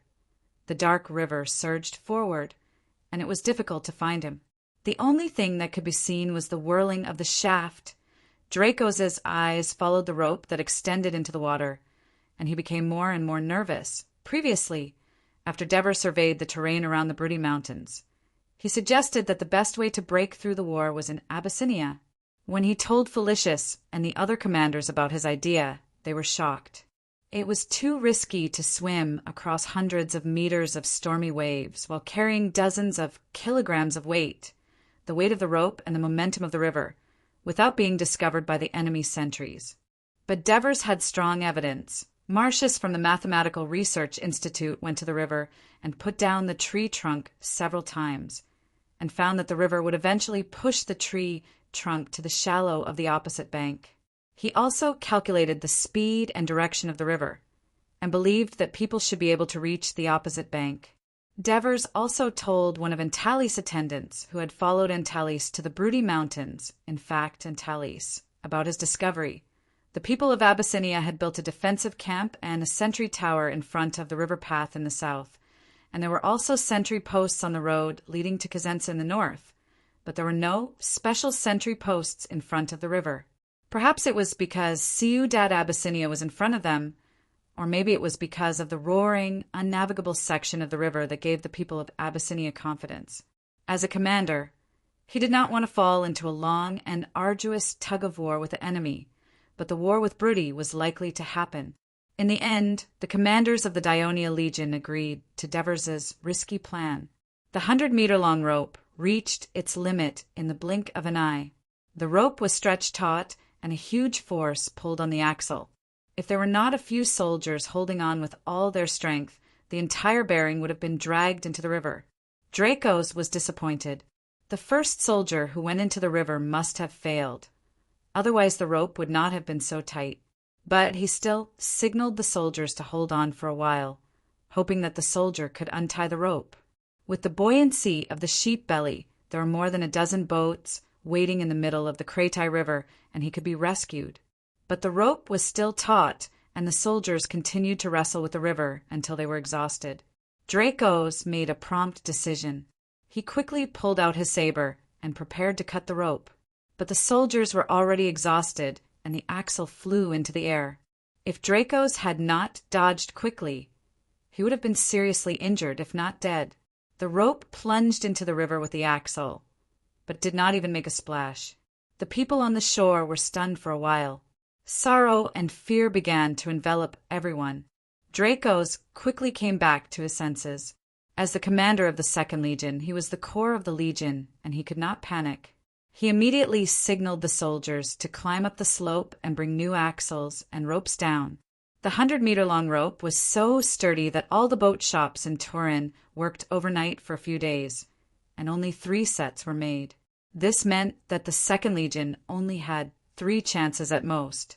Who's going first? Dracos looked at the remaining 2 soldiers who had been chosen and made a gesture. In the face of the terrible power of nature and the tragedy from before, the 2 good swimmers retreated. They looked at each other, and under Dracos' expectant gaze, they lowered their heads. Anger burned in Dracos' heart, and he opened his mouth to curse. "Let me go!" Just then, someone walked up from the side. Dracos took a closer look. It was the person recommended by the newly formed Dionian Navy. It was said that he was the fastest swimmer in the Navy, but because he was not strong enough, the Devers thought that it would be difficult for him to swim over the 100-meter-long rapids with a heavy load, so they only listed him as a substitute. But at this critical juncture, his courage to face the challenge lifted Dracos' spirits. Dracos did not say anything else. He personally helped him put on the sheepskin coat, tied the rope, and said solemnly, "The Hades will protect you." The failure of the last soldier made Dracos subconsciously abandon the river god Cruz and replace him with his most trusted Hades. "Don't worry. I, Zeklian, am someone who will leave my name in the hall of Valhalla," the sailor said confidently as he strode to the foremost reef. The afterglow of the setting sun cast a few warm rays on his slender and well-proportioned, streamlined body. As he jumped into the water, Dracos' heart was in his throat again. How could he not be nervous? If he failed again, those 2 cowards would probably not dare to come forward. If they could not swim to the opposite shore, the troops would not be able to reach the other side safely, and they would not be able to see Ciudad Abyssinia. The battle plan would not be realized, and they would have to implement the second plan. This meant that the time, energy, and rations they had spent previously would make the battle against the Brudi even more difficult. "Commander, we've reached the end." Without the soldier's anxious cry, Dracos saw that the axle had stopped turning. Did they fail again? Dracos' heart sank. He was not willing to give up just like that, and shouted, "Hold on to the clue!" He shouted as he went forward to help. The coarse rope was pulled back and forth by the friction between their palms, leaving streaks of blood. But Dracos felt that this force was not as strong as the previous time, and he became excited again. "Brothers, hold on. Hold on." He encouraged the soldiers around him, and the pulling force of the rope gradually weakened until it finally relaxed. Did they succeed? Dracos looked at the blurry opposite shore in disbelief, feeling as if all the strength in his body had been sucked out. He sat on the reef, and the soldiers around him cheered softly. The rope tightened bit by bit. "Stop! Stop! Stop!" Move after an unknown amount of time. Just when Dracos felt that it had been too long, the rope finally tightened again, and there were 3 weak vibrations. After a while, there were 3 more vibrations. Dracos confirmed the secret signal, and he suppressed his excitement and shouted to the soldiers, "Quick! Tie it to the tree! Quick! Quick!" In the evening, a long rope stretched across the Crati River, connecting the 2 sides. A soldier of the Second Legion had his legs wrapped around the rope, and his hands clenched tightly as he moved forward. His entire body was hanging upside down in the air. The lowest part of his body was less than 2 meters above the river, and the splashes from the river could wet his entire body. What was more frightening was that the roar of the river sounded like a demonic dragon in his ears, and the rope kept swaying. Although the soldiers had been specially trained for the past few days, the real situation required them to have more courage. Obviously, this soldier had enough courage, and his climbing skills were quite fast. That was why he was arranged to be the first to cross the rope bridge. In addition, in order to cross quickly and ensure the safety of the rope and climbing, the soldiers crossing the river did not wear helmets, breastplates, shin plates, or bronze shields. Instead, they carried a spear and a small wooden shield on their backs. Of course, there was another rope tied to the first soldier who crossed the river. When he finally climbed to a big tree on the other side of the river, Sequirian was waiting under the tree. His chest was dripping with blood, and it was obvious that he had been injured. As it turned out, the strong momentum of the river carried him across the river and slammed him against a reef. He almost fainted from the pain, but his desire to live made him endure the sharp pain of having his chest pierced by a sharp rock, and he hugged the reef tightly with both arms. Coincidentally, at this moment, Dracos and the others pulled the rope with all their strength, giving him a chance to breathe. He used all his strength to climb up the reef, and with one last careful step, he moved to the river bank with the combined efforts of Sequirian and the soldier. The second rope bridge was built, and the soldiers of the 2nd Legion's 1st Brigade began to cross the river one by one. Even with the 2 rope bridges, the speed at which the soldiers crossed the river was still very slow. This was because only after the first soldier reached the other side could the second soldier start to grab the rope and climb. After all, if 2 or more people were hanging on a rope at the same time, whether it was the rope that connected the 2 sides with great effort, or the big tree that acted as the pillar of the rope bridge, it would be a huge burden. Dracos did not dare to take this risk. Chapter 309. For the soldiers to successfully climb the rope bridge in the dark and reach the other side, it required not only courage but also skill. Although it was only about 100 meters, it was actually very time-consuming. When faced with clumsy soldiers, they crossed the river at a snail's pace. The comrades at the back were anxious but did not dare to make a sound, because a few of them had accidentally fallen into the river and disappeared. It was already late at night, and 1/3 of the soldiers of the 1st Battalion had not crossed the river. Dracos felt that time was running out, and he could not wait here. He ordered the captain of the 1st Battalion, who had not yet crossed the river, to organize the soldiers behind him to cross the river. He also reminded Adrianx, the captain of the 1st Battalion, who had already crossed the river, that when dawn broke, he would immediately lead the 1st Battalion to attack the defensive camp along the river path and seize it to ensure that the 2nd Army could smoothly enter the territory of Abyssinia, and then work together to attack Ciudad Abyssinia. Most of the soldiers who crossed the river lay quietly and orderly on the riverbank under the command of their respective platoon leaders and squad leaders. They seized the time to rest, calm their nerves, and restore their physical strength and energy so that they could be in a better state for the upcoming battle. A small number of soldiers who were in better condition sneaked into the forest and used the tools they brought with them to quietly saw off small trees, cut off branches, and made simple wooden ladders. As the platoon leader, Adrianx, with a few guards, crawled not far from the defensive camp and observed the layout of the camp with the faint light of the camp. At this moment, he felt someone patting his back. He looked back and saw that it was the captain of the 1st platoon. He quickly followed him and climbed back. When they were far away from the camp, he sat up and asked, "What's the matter?" "The warrior who swam across the Krati River has an urgent matter and wants to see you." "What urgent matter? Is he dying?" Adrianx said impatiently. He had been in a bad mood for the past few days. In order to organize a delegation to participate in the Isthmian Games, he had even asked the Devers for permission to not follow the 2nd Army to reinforce Tarentum. In the end, the expedition team returned with glory, but the delegation he led became the laughingstock of the whole of Greece. After he returned, a few senators in the Senate criticized him for this matter, although he was protected by the Devers and the former mercenary senators, so he did not receive too much blame. He felt very sullen in his heart. Coincidentally, when the Brudi War broke out, his old friend Dracos, who knew him well, allowed the 1st Brigade that he was in charge of to cross the river first. They would take on the responsibility of occupying the defense camp and receiving the entire army. This was a good opportunity for him to prove himself and wash away the humiliation he had suffered. Adrianx hesitated for a moment, but after considering Seclian's contributions, he decided to take the time to meet him. At this moment, Sicilian was being treated by the doctor who had crossed the river. Apart from the external injuries, his most serious injuries were 2 broken ribs on his left side and some damage to his left lung. The doctor fixed the broken bones and bandaged his wound. When he saw Adrianx, he struggled to stand up, but was stopped by the doctor.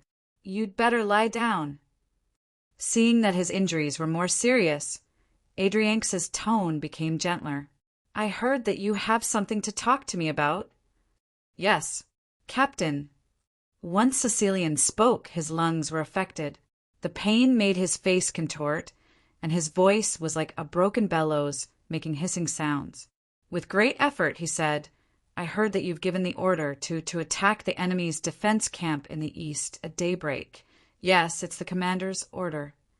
Adrianx thought that he wanted to ask for permission to fight, so he said, "You need to rest now. You don't have to participate in the next battle. If we attack the defense camp first, the enemy in the city will know that we're here, and they'll defend with all their might. It'll be more difficult for us to conquer Abyssinia, and the casualties among our brothers will increase. Why don't we attack Ciudad Abyssinia directly? I've swum across this river. I know they'll never think that we—" Sicilian said anxiously, panting even harder. The doctor quickly asked him to stop talking and rest. Although his voice was intermittent and his words were unclear, Adrianx already understood what he meant. "Ciudad Abyssinia is unprepared, so we should take them down with a sneak attack." Adrianx's eyes brightened.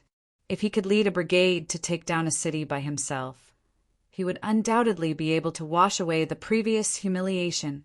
As for sneak attacks on cities, Dionia had many successful experiences in this area. The key to seizing Amandalera, Nudum, and Grimentum was to act suddenly, attack fiercely, and advance quickly. They had to deal the biggest blow to the enemy in the shortest time possible, causing them to fall into chaos. This had been summarized by the Devers and written into the tactical chapter of Dionia's military law. Adrianx still remembered something that the Devers had repeatedly emphasized: be daring to take risks, and at the same time, plan carefully. Now he had made up his mind. Not only would he take down the defense camp, but he would also launch a sneak attack on Ciudad Abyssinia. Therefore, he had to think carefully about the situation of Ciudad Abyssinia. The Devers had written a booklet about Ciudad Abyssinia. In fact, it was the work of Antiporus, and the officers of the Second Legion could recite it backwards. When Adrianx closed his eyes, the internal sketch of the city appeared in his mind. Ciudad Abyssinia was a small city, and the city walls were not made of stone, but double-layered wooden walls. The Brutty region was surrounded by the Greek city-states and was greatly influenced by the Greeks. The walls of each city varied according to their economic strength and the degree of threat. Canopetia, Cosenza, and Zweig were all made of stone. Abyssinia was made of wood, and Albania was just a simple wooden fence. There were about 3,000 soldiers in the city, and according to the continuous observation and reconnaissance on the other side of the river in the past few days, Ciudad Abyssinia had sent no less than 2,000 troops to the west, and they had not returned yet. Therefore, including the defense camp, the remaining forces of Ciudad Abyssinia should be similar to the 1st Battalion. With the unprepared and unprepared, the possibility of taking down Ciudad Abyssinia independently was very high. Adrianx did not think of it before because he was used to obeying the orders of his superiors. Now, after thinking it over, he decided to send 300 people to attack the defense camp, and he would personally lead 700 people to attack Ciudad Abyssinia. He immediately called the company captains and sub-captains to discuss the attack plan and sent more soldiers into the woods to make more wooden ladders. The movement was naturally bigger than before, but the dark night and the rushing river provided the best cover for their actions. The people of Abyssinia, which had been peaceful for 100 years, did not build a sentry tower outside the city, and the few sentries on the wooden wall had already fallen asleep. It was still quiet in Ciudad Abyssinia. Time passed by, and it was too hard for Adrianx to bear. He tossed and turned, and it was difficult for him to sleep. But the night would eventually pass. When a glimmer of light appeared on the horizon, he turned over and sat up. He patted the messenger beside him to wake him up and whispered, "Inform the company captains to start the operation." The messenger informed the company captains, and the company captains informed the sub-captains, and the sub-captains informed the sub-captains. The sub-captains woke up the soldiers under them one by one. The soldiers yawned and picked up their wooden shields and spears. A few of them carried the wooden ladders, and they began to stagger forward with the team officer. There was no sound of drums and no bugles. Everything was carried out in silence. The soldiers stared at the waving military flag in front of them in a daze. As the troops slowly moved forward, the scattered formation gradually became orderly, and the confusion on the soldiers' faces was replaced by sobriety. 150 meters, 100 meters, 50 meters. The troops had arrived in front of the city's trench, but there was still no movement on the city wall. The trench was 3 meters wide and 3 meters deep, and there were countless sharpened wooden stakes. The soldiers could not cross it with their bare hands. There was no open space on the other side of the trench, and it was directly connected to the towering wooden wall. The wooden ladder was put up, and one end was plunged into the soil, and the soldiers were holding it. The other end was not long enough to reach the top of the wall, but it did not matter. When the soldiers climbed to the far end of the ladder, they stretched out their hands and grabbed the top of the wall. With a strong push, they flipped over the top of the wall. On the walkway, a sentry wrapped in fur was sleeping soundly against the wall. The tremors and sounds of the battlement made him open his eyes in alarm. However, it was too late. More than a dozen wooden ladders were placed on the wall, and more than a dozen soldiers climbed over the wall at once. Very soon, the walkway was filled to the brim. Before the sentry could understand what was going on, he was either killed by gunfire or captured. Then, the soldiers on top of the wall quickly opened the city gate. The company captains followed the plan and immediately led the soldiers into the city. They divided the soldiers under them into 3 groups and quickly advanced along the streets. Success! Adrianx waved his hand excitedly. Sound the bugles! The bugles and military drums sounded at the same time, and the soldiers also took the opportunity to roar. Immediately, the city was in chaos as if there was an earthquake. Whether they were naked and went out to check on the situation or picked up their weapons and rushed out of their houses, they were met by the soldiers marching along the street. Without any explanation, they were stabbed by the soldiers marching along the street. For a moment, there were screams everywhere. The bloody massacre frightened the people of Abyssinia. They simply hid in their houses and did not dare to move. Although Ciudad Abyssinia was built in the mountains, it was actually a flat city. Therefore, the 1st Battalion advanced very quickly. In front of them was the great leader's mansion in the center of the city, which was also where the meeting hall was located. Chapter 310. What? Canaru could not believe his ears. The shock had completely driven away his drowsiness, and he could clearly hear the battle cries outside the house. Enemy! Where did the enemy come from? Are they Cosenza's men? The sudden change left him at a loss. It was not without reason that he first identified the enemy as Cosenza's men. Due to the terrain, the Greeks had never entered the territory of Abyssinia, but Cosenza had fought with them many times. To defend against Cosenza, Abyssinia had built a small fortress on the west side of the Cosenza plateau. However, as Brudi was moving towards unification last year, to show Abyssinia's sincerity, Nicaru removed the fortress, leaving only a sentry post. Because of this, Canaru even quarreled with his father. Canaru flew into a rage when his men did not know anything. Get out of here. Find out the truth and report back. No. Someone. Inform the leaders of Bagalipi and Brim. Ask them to bring their people to the council hall. Blow the horn and ask the people to come here. Ask everyone to pick up their weapons and follow me to chase away the enemy. Canaru's order was decisive, but it was difficult to carry it out. The people of Abyssinia had never encountered such a disaster before, and they lacked the means to respond. The people in the mansion panicked and were in a mess. Canner managed to organize a few dozen people and rushed out of the door. Then they ran into the enemy who was charging at them. Canner roared and rushed forward. He waved the iron rod in his hand and smashed the enemy in front of him. Even the wooden shield was broken, which showed how strong he was. Don't fight him head-on. Go around him and deal with the others first. Adrianx saw the situation and made a prompt decision. The Greeks. Canner then carefully looked at the enemy in front of him. He was shocked, but at this moment he did not have time to think about how the Dionia people invaded Abyssinia. Adrianx's orders made him think that he was the commander of the Greeks, and he immediately charged in Adrianx's direction. The experienced Adrianx calmly commanded the soldiers around him to retreat quickly. They did not want to fight Canner head-on.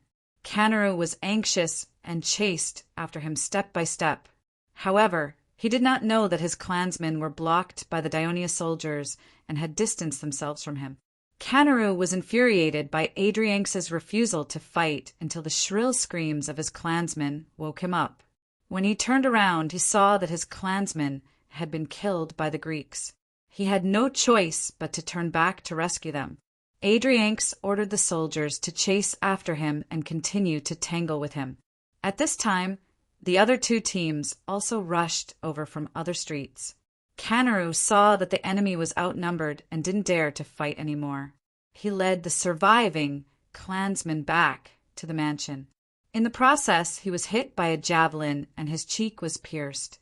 However, he tried his best to repel the Dionia soldiers who were trying to take the opportunity to enter the mansion.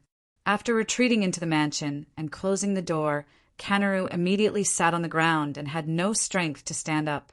Seeing this scene, the clansmen were all shocked. Reporting, Captain, the leader of Abyssinia, Brim, has been injured and captured. The captain of the 1st Company of the 1st Brigade reported to Adrianx. Adrianx had a purpose for dividing the 700 soldiers who entered Ciudad Abyssinia into 3 teams. Through the information, he knew that there were 3 tribes in Ciudad Abyssinia. After asking a Depagist to interrogate the captives and find out the residences of the 3 leaders, he immediately began to carry out the decapitation operation. Now, it seemed that everything was going smoothly. Brim's mansion was the closest to the city gate.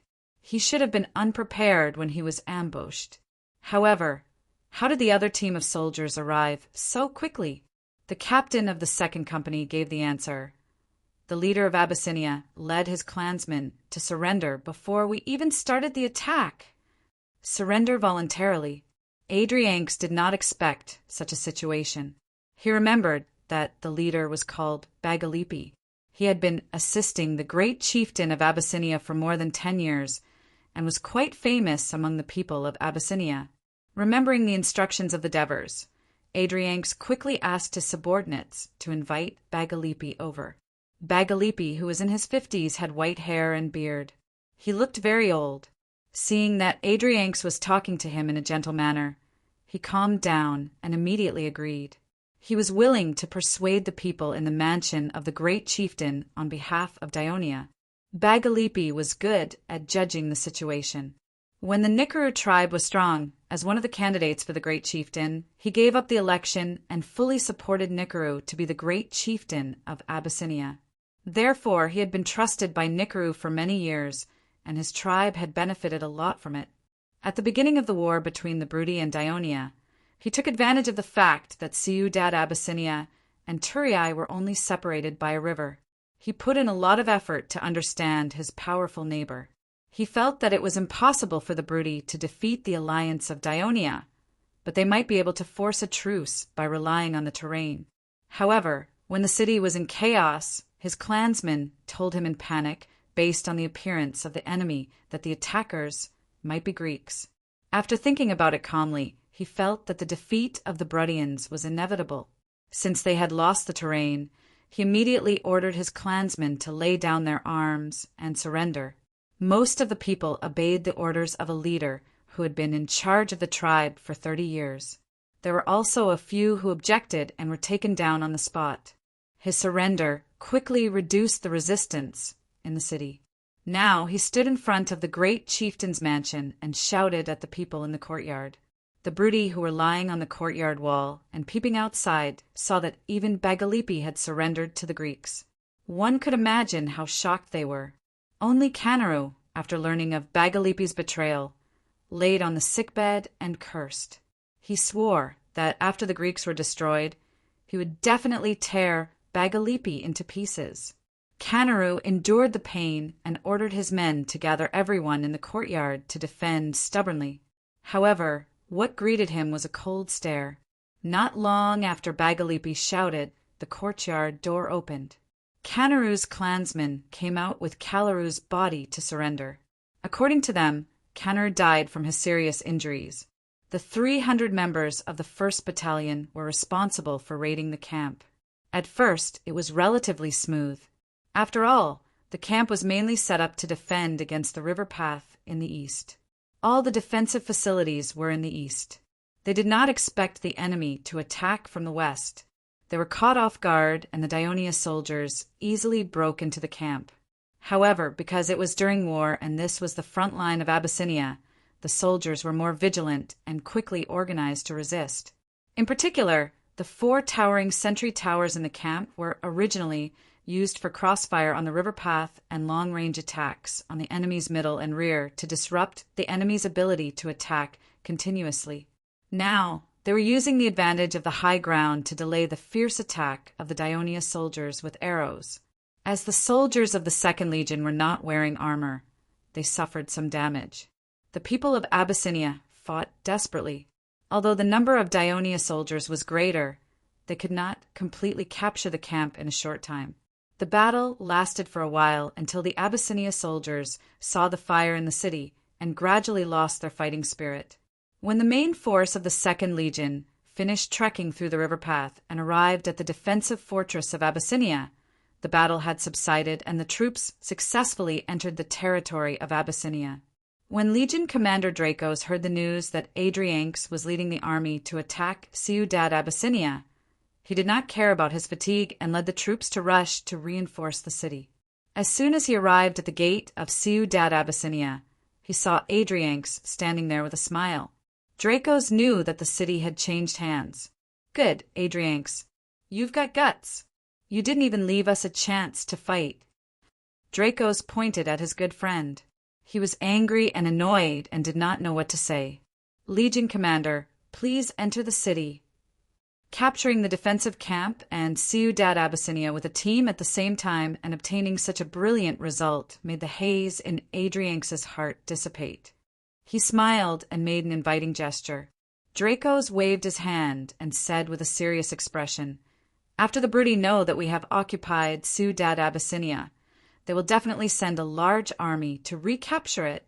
If they can't, I'm afraid they will build another defensive camp in the west to prevent us from entering Kazensa Plateau. We don't have time to rest now.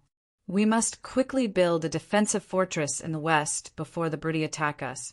We must stop the enemy from entering Abyssinia and welcome the arrival of Sir Devers's main force."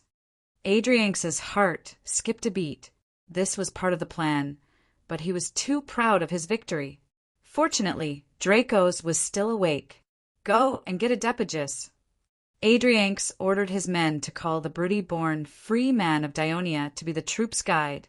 Dracos informed the whole army not to enter the city, but to continue to the north to build the camp. The soldiers, who were already a little tired, complained, but they still obeyed the order and marched west at a steady pace. As the representative of the surrendered side of Abyssinia, Bagalipi was also at the front of the welcoming team. Seeing the scene, he could not help but secretly sigh. At this time, Dracos walked towards him. Bagalipi had already learned the identity of the person from Adrianx, the 2nd Legion commander, Dracos. Having a deeper understanding of Daionia, he knew that the entire Daionia alliance only had 4 legions, and each legion had 7,000 to 8,000 people, which was more than twice the total number of soldiers of Abyssinia. Dracos had a lot of troops, and the key was that the lives of himself and his people were under his control. Therefore, Bagalipi had to salute respectfully. Chapter 311. Although Dracos did not like to say nice things, it did not mean that he would not say them. Moreover, the Devers had instructed him in advance. Otherwise, he would not have dared to make any promises. However, his words were too straightforward. Bagalipi was both sad and happy. He was sad that Abyssinia and even Brudi might not exist as an independent force in the future. He was happy that he had the hope of becoming one of the senators in the Dionia Senate. As far as he knew, there were several Lucanian leaders in the Dionia Senate. They seemed to have fought for many rights for the Lucanians in Dionia. If that was the case, a new page in Abyssinia was still worth looking forward to, and my vote. Adrianx also offered his goodwill. While Bagalipi was grateful, he also made up his mind to cooperate with the people of Dionia and fight for a better future for his tribe and Abyssinia. The people of Abyssinia had built a fortress on the mountain road to the west. For the purpose of defending against the people of Cosenza, they built it in the narrow mountain road for easy defense. The Second Legion built the fortress for defense, but more importantly for attack. Therefore, Adepagus led the soldiers to the exit of the mountain road. In front of them was a gradually widening plateau. Although the mountain road here was wider and the workload was undoubtedly greater, it was already a habit for the soldiers who had trained for an hour to build camps and cities in every military training. The engineers surveyed the terrain and drew the blueprint of the fortress. The soldiers were quickly divided into several teams. Those in charge of logging, those in charge of leveling the ground, those in charge of assembling basic defense devices, such as sentry towers, fences, and so on. They were responsible for digging trenches in the areas in front of the fortress to be built and laying various traps, such as sharp stakes and meat hooks. After learning that Adrianx had seized Ciudad Abyssinia, Dracos immediately sent his guards back to inform them of the news. After a difficult trek, the bodyguard arrived at the Turiai sentry post not far from the crossing of the river path. A messenger was already waiting there. After receiving the good news of victory, the messenger immediately rode his horse and galloped south through the newly built road. He passed through Castellin, Cremissa, Aspustum, Silatina, and finally Trine. Through the relay race, he changed horses and raced day and night nonstop. It took him a day and a half to finally deliver the news to the Legio for Legion Commander, Helos. While Helos was overjoyed, he did not forget to continue sending messengers through the port of Trine. He immediately boarded a fast ship and quickly sailed north to Laos. It was already the 12th day of the war. The Devers were at Avenodius' mansion, accepting his hospitality. At this time he was talking about his son's performance in Turiai. Sir Ansitanos has praised Henepolis several times in front of me, saying that he is very talented in historical research. After listening to the Devers, Avenodius was both happy and a little worried. Of course, I'm very happy to be a historian, but Henny is my only son. I hope he can succeed me in the future. Avenodius' words were filled with a sense of probing. The Devers seemed oblivious and said without hesitation, "Don't worry, there is no conflict between being a historian and being a consul at the same time." And after understanding the rise and fall of many city-states in the past in detail, Henepolis will know how to lead the people of Laos and make the city more peaceful and prosperous. Sir, that's very well said. Avenodius raised his glass happily. Let me toast you. Thank you for taking care of the child for more than a year. The Dever smiled and raised his glass in response. At this time, a guard came to report that the commander of the Legion of Dionysia, Capys, had something important to see him. Quick, invite him in. Avenodius pretended to be dissatisfied with the Devers and said, This Sir Capys. I've invited him several times, but he refused to come. Since you're here today, you have to let him have a few drinks. As soon as Capys stepped into the hall, he shouted excitedly, Commander, the Second Legion has taken down Ciudad Abyssinia. What? Avenodius was shocked. That's great. Dracos did a good job. The Devers was obviously mentally prepared. He drank the wine in his glass excitedly, stood up and said, The brothers of the First Legion have been wronged during this period of time. Tell them to cheer up. We have to return to Turiai immediately and rush to Abyssinia. The real war is about to begin. Yes. Capys, who was equally excited, replied loudly. Have you sent someone to inform Sesta? Yes, I have. Very good.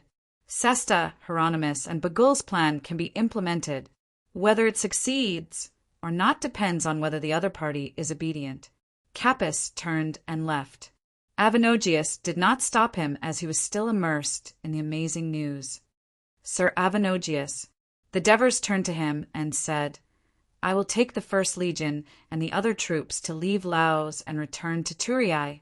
I hope you can lead the extortion soldiers to continue the attack on Vigo City to prevent the Vigors from withdrawing their troops to save Abyssinia. In addition, I hope you can help Sesta and the others with their plan.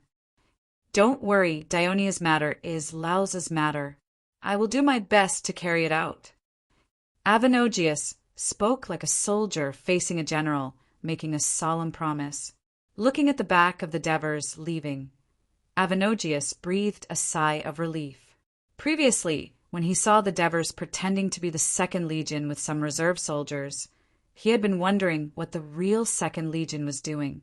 Who would have thought that in less than 10 days, the Second Legion would be able to capture the strategic city of Bisnia? The Devers were really scary people. Fortunately, Laos was an ally of Dionia. Avenodius was not in the mood to inquire about the process of how the Second Legion captured Abyssinia.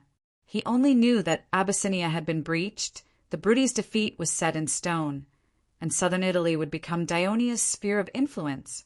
This caused him to feel a little disappointed in his heart. When Ciudad Abyssinia was breached, a small number of Bruti escaped to Cosenza. As Pinlin was leading the army in Vigo City, only the high priest, Ferodaru, was in the inner city. When he heard the news, he was so shocked that his wooden staff fell to the ground, and he almost tripped. The news that Abyssinia had been occupied by the Greeks quickly spread throughout the city, causing panic among the people. While sending messengers to Canopitia and Vigo, Cosenza also sent people to investigate the enemy's movements in Ciudad Abyssinia. From Cosenza to Canopitia and from Cosenza to Vigo City, the distance between the two was not much different. However, to Canopitia, the terrain was downhill, so the messengers arrived earlier. At this time, the great leader of Canopitia, Pangeru, was holding a banquet for Nicaru and Bergam because they had just thwarted the plot of the Dionia. The Dionia attempted to take a more remote mountain path to the rear of Canopitia, but they were discovered by the vigilant Bruti. Before the main force arrived, the Dionia retreated in panic.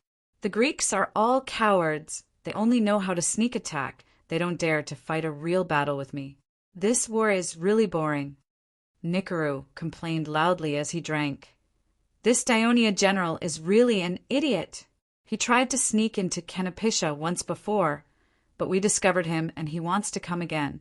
Does he really think we are all idiots? Bergam laughed and said, I'm afraid it's not that there's something wrong with his brain, but he has no choice. The second day this so-called Second Legion arrived, they attacked us, but they retreated before they could attack the city. I saw from the city that they suffered many casualties. These Greeks are well armed, but they are too afraid of death. If they continue fighting like this, not to mention 2 months, they can even defend for a year. Pangeru raised his glass and said loudly. Now he was also very confident. So, what Sidorum said about the Dionysian army being powerful and their archon commanding is, I think it's all bullsh**. He's also a coward. Nicaru hiccuped and punched the wooden table with his right fist. Let's take advantage of the low morale of the Dionia and attack their camp. This is too dangerous. What if? Bergam was a little worried. What are you afraid of? Nicaru glared and interrupted him. We have more than 7,000 warriors, and the enemy has no more than 10,000 people at most, and they are all cowards. If we defeat them, we won't have to defend here anymore. Although Bergam and Nicaru had brought their own rations, they still had to be supplied by Canopitia. Moreover, their presence had also caused trouble for the residents of Clopitia. Pandru devoted most of his energy to resolving these disputes and conflicts every day. Just as he was about to say something, the guard barged in. Clang! The glass fell to the ground, and the wine spilled all over. What did you say? Abyssinia has been occupied by the Dionia. Nikaru rushed over and grabbed the messenger. His face was red, and he scolded angrily, Don't talk nonsense! Don't talk nonsense! Abyssinia can't be conquered by the Dionia. Impossible! Do you believe that I won't pull out your tongue and feed it to the dogs? It's true, great leaders. I have a letter from the high priest. Help! The messenger struggled and shouted for help. Pandru and Bergam were equally shocked. Seeing this, they had to stop Nikaru's violent behavior. They went forward to pull Nikaru, and with great difficulty separated the two. Chapter 312. Bergam quickly read the letter, then carefully said to Nikaru, who had yet to regain his composure, The letter says that some survivors of Abyssinia have escaped to Cosenza. Nikaru, you can go to Cosenza first to confirm if this is true. After saying that, he handed the letter over. Nikaru stared blankly at the papyrus that Bergam handed over, as if it was not paper but burning flames. He hurriedly avoided it and sat back down, his eyes blank. What should I do? What should I do? Listening to Nikaru's helpless mumble, Pandru and Bergam looked at each other, their eyes filled with shock and confusion. Just now, they were celebrating their victory, full of confidence to leave the city and fight the people of Dionia. In the blink of an eye, their confidence and arrogance were shattered by this shocking news. What should we do? They were also thinking painfully, I have to go back. I have to go back immediately. Take back my Abyssinia. Save my people. Nikaru suddenly stood up and strode out. When Pandru heard this, he hurriedly went forward to persuade him. Don't be anxious, we still don't know what happened in Abyssinia. We will send people to investigate first, and at the same time, wait for news from Pinlin and the rest. It won't be too late to act after everyone has discussed it. It's not that Canopetia is occupied. Of course you are not anxious. If we wait any longer, my people in Abyssinia will all be dead. Nikaru threw down these words without hesitation and left Pandru's mansion without looking back. Great leader Nikaru is right. Now is not the time to wait. Bergam walked over and said to the slightly dazed Pandru, Abyssinia has fallen. Our defense plan against Dionia has failed. What we are most worried about now is that the main force of Dionia will come out of Ciudad Abyssinia, and we will all be in danger. I must immediately lead the warriors of Enbalia to Cosenza, meet up with Pinlin there, and discuss what to do next. If you all leave, what about the enemies here? Pandru said in panic, Can't you see? We have all been deceived by Dionia. Bergam said with some anger, The enemy here is only a bait used by Dionia to lure us. Their real attack is in the direction of Abyssinia. Bergam said goodbye and left. Pandru was stunned for a while, then cursed loudly, Damn cowards!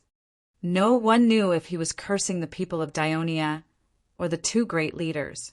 In Vigo City, the great leader of Cosenza, Pinlin, Petero, and the great leader of Vigo City, Sidorum, were discussing the withdrawal of the army. As it turned out, other than the first few fierce attacks of the Dionia and the capture of a camp, due to the tenacious resistance of the Brudi, the attacks of the Dionia had gradually weakened, and they had almost stopped attacking in the past few days. Therefore, Sidorum had an idea. He suggested to Pinlin, Great leader, judging from the current state of the Dionia, their fighting spirit is weakening, and we can completely resist their next attack. Therefore, I suggest leaving only a small part of the Cosenza army to help defend Vigo City, and the main force can return to Cosenza to become the reserve force for the entire war, to deal with the attacks of the Dionia from other directions, and at the same time it will greatly reduce the pressure of the food supply. Indeed, tens of thousands of Cosenza warriors were stationed in Vigo City, and most of the time they had nothing to do. After all, the tribes of the Brudi had only united in the past 2 years. The conflicts and hatred that had existed for decades would not disappear so quickly. Moreover, it was the first time that the two cities had been in close contact for so long. It was inevitable that there would be conflicts. Therefore, Pinlin thought that Sidorum's suggestion was acceptable, and it would help reduce the friction. After some discussion, he finally decided that he would lead 8,000 warriors back to Cosenza, while Petteru would lead 2,000 people to continue to help the Vigo defend the city.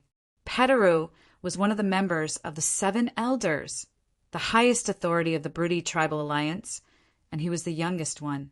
Pinlin did not have a son, and there were no outstanding people in the tribe. Moreover, as an ambitious tribe leader, Pinlin had always been working hard to unify the tribes of the Brudi. Therefore, he was not narrow-minded.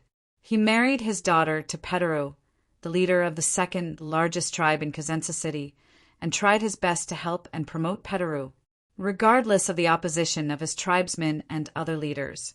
He insisted that Petteru become one of the elders of the newly established tribal alliance. Not only was it because Petteru was his son-in-law to increase the weight of Cosenza in the elders, but he also hoped that after his death, Petteru could use his identity as his son-in-law to truly merge the first and second largest tribes of Cosenza together and become the most powerful tribe in the Brudi region. Then, Petteru's leadership in the tribal alliance would be unshakable, and the tribal alliance would continue to develop steadily. Petteru gladly accepted this decision. He was also willing to stay in Vigo City for a while longer, to deepen his understanding of the city and to improve his friendship with the leaders of Vigo. Although Nikaru and the rest despised Sidorum, secretly calling him a traitor and coward, the strength of Vigo City was not weak, and it was worth it for Cosenza to rope in. Up until now, the leaders felt that the situation of the Brudi was not bad, and their previous worries about the powerful forces of Dionia had been greatly reduced.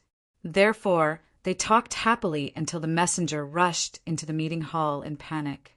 The shocking news of the fall of Abyssinia shocked everyone present. Pinlin, who had always been calm, showed strong doubts about the news, just like Nikaru, until he confirmed the letter from the high priest Ferodu. He still did not seem to want to believe the fact. If he was like this, then there was no need to mention the others. The entire hall fell into a cold silence after a long time. Sidorum said bitterly, "We have been deceived. The attack of Dionia on Vigo and Apicia was only to distract our forces and divert our attention. Their real target should be Abyssinia."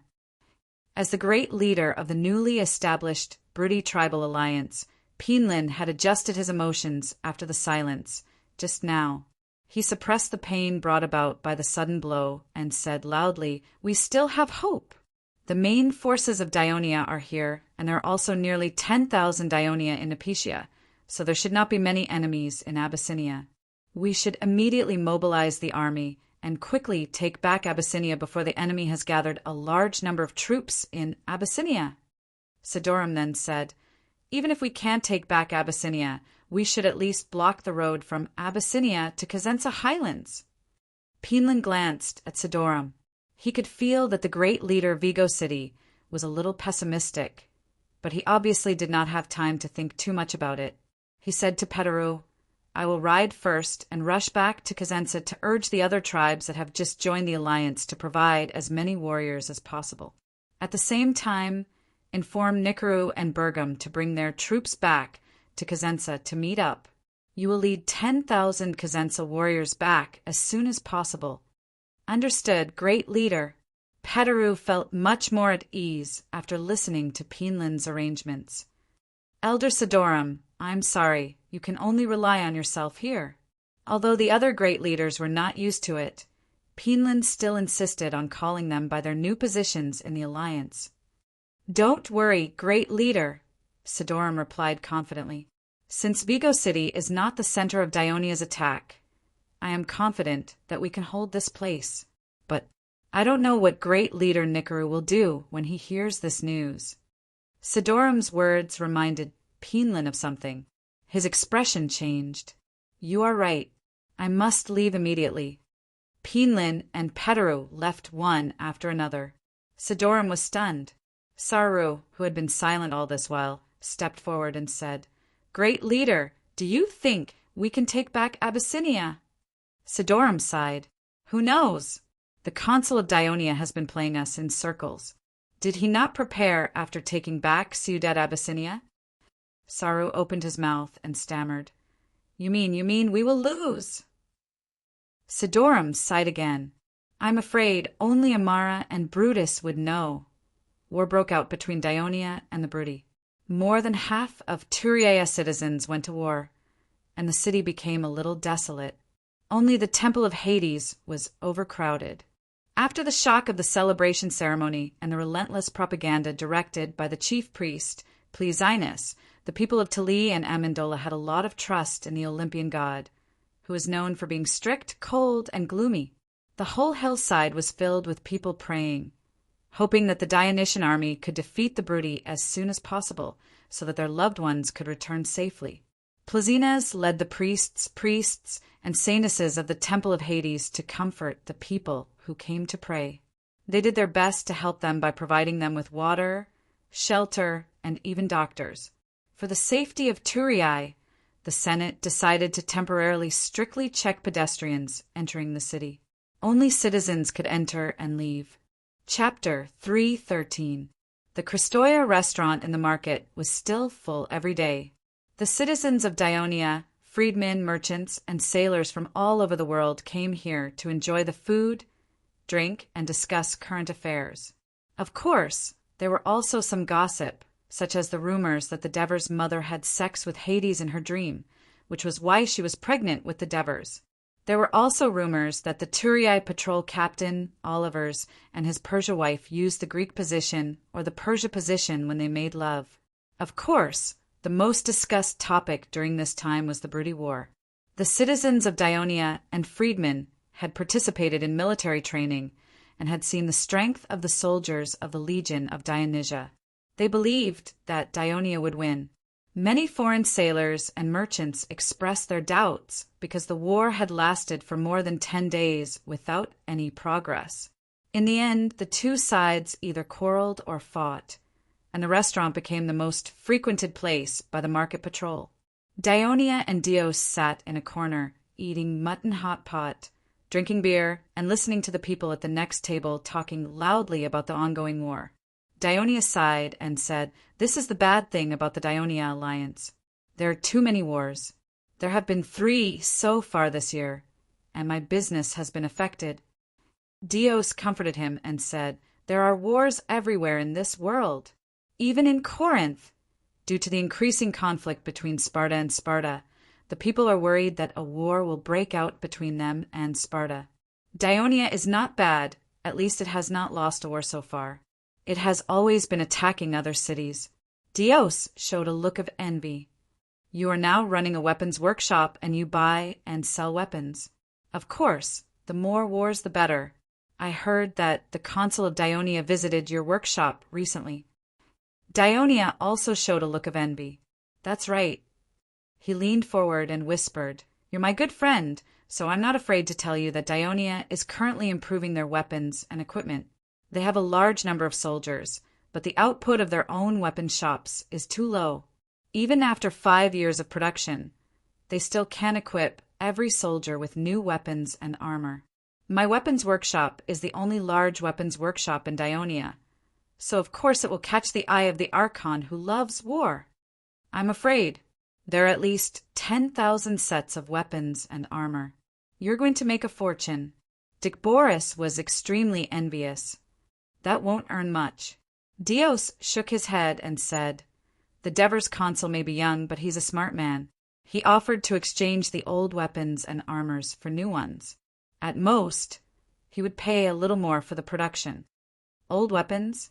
Are you talking about rusty ones?" "No, Dionia soldiers no longer use the traditional Corinth helmets, copper shields, and greaves of the Greek city-states. Instead, they designed a leather helmet with an iron plate and a chin guard. The shield is made of cowhide and wood, but it's half the height of a person and it has to be curved. It's a little difficult to make this kind of shield. I don't know why they designed it this way." Dios described his doubts and complaints. The consul of Dionia is a famous general in Greece. He naturally has his reasons for designing it this way. Just do as he says. Don't think too much about it. And from what you've said, you can sell those traditional Greek weapons and equipment to other city-states. It's still profitable, Boris reminded him. But you didn't take into account the transportation costs, the taxes paid to other city-states, and the time spent. Dios drank a mouthful of wine, a puzzled expression on his face. I don't really care about these. I've more or less earned some money, and I've also built a good relationship with the consul. It's a rare opportunity. But when Divers left the weapons workshop, he said something to me that made me unable to sleep well for a period of time. What did he say? Boris asked curiously. He said, "It's a pity you're not a citizen of Dionia, or we'd have further cooperation with you." Boris was stunned when he heard this. He carefully pondered this sentence, and his eyes suddenly lit up. He means to make you a citizen of Dionia. I think so too, Dios said with a sigh. But according to the laws of Dionia, if I want to become a citizen of Dionia, I'll no longer be a citizen of Corinth. And it takes too long to become a citizen of Dionia. What's so good about being a citizen of Corinth? Will it allow you to own land? I don't have land in Corinth. According to what you just said, Corinth is likely to go to war with Sparta. Can Corinth defeat Sparta? No. Instead of having your family destroyed, it's better to prepare early. You're not too old, so it's not a big deal to wait in Dionia for a few years. And becoming a citizen of Dionia, you can own your own land, and your business can go further. Such a good thing is really a blessing from the goddess of luck. What are you still hesitating for? Boris, words woke him up. Dios pondered for a while and finally made up his mind. My friend, thank you for the reminder. You're right. I should have made a decision earlier. Boris laughed. Actually, I also want to become a citizen of Dionia. The longer I live in Dionia, the more I don't want to go back to Crete, which is small, barren, and boring. Here, I can watch exciting football and football games, have delicious food to eat, and if I get sick, there's a brilliant doctor to treat me. I can also go hunting in the mountains and fish in Cenis Lake. The political situation here is stable, and Dionia is a vibrant city-state alliance. It's already very powerful, and it's still getting stronger. No other city-state dares to invade it, and it's only bullying other countries. After listening to Boris sigh with emotion, Dios raised his glass and said, "Why don't we go to Tali census officer to register together?" Boris was stunned for a moment, then laughed and said, "Okay, let's go together." The two drank and wiped away the stone in their hearts. They talked and laughed, feeling even happier. The guests at the next table quarreled.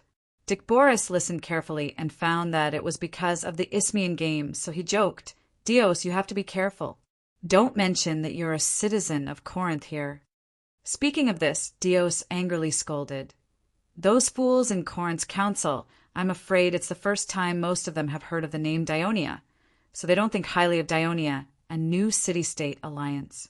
But they don't know that this new city-state alliance is several times stronger than Corinth. Offending it won't do Corinth any good." Boris felt the same way. It's not just Corinth. Many citizens of Greece have a disdainful attitude towards the city-states of the Western Mediterranean. They always think that the city-states of the Western Mediterranean are colonies and treat them like country bumpkins from remote places. In fact, they have no idea that not only Syracuse, but Dionia's strength is also comparable to Sparta and Athens. Tarentum, Crotone, and other Greek city-states are among the best even in Greece. Yeah, offending a growing Dionia might cause trouble in the future for Corinth. Dios said worriedly, "Why are you still worried about this? You've decided to become a citizen of Dionia anyway. But I still have a lot of relatives and friends in Corinth." As the two were talking, deafening cheers suddenly rang out in the market. The people in the restaurant did not know what was going on and were asking each other curiously. A patrol walked in and said excitedly, "Rejoice, people of Dionia!" Our brave soldiers, under the leadership of the great Consul Devers, have conquered Ciudad Abyssinia in Brudi. That's great. We've won again. Isn't Abyssinia just beside Arturiae, a small city on the south bank of the Crati River? No Greek has been there before. I heard that the terrain is very dangerous, and we've conquered it. It's only been a few days since the battle started. Attack, brave soldiers. Continue the attack and take down Cosenza as soon as possible. The restaurant was filled with cheers.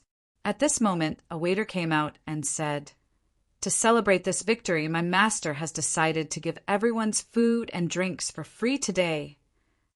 Victory! The generous consul madam, the beautiful Christoya. The customers danced and cheered. "That's great. I'll have a glass of wine too," the patrol said happily. "Wine or beer?" the waiter asked. "Look at me, I'm sweating all over." "Of course. I'll drink beer to quench my thirst."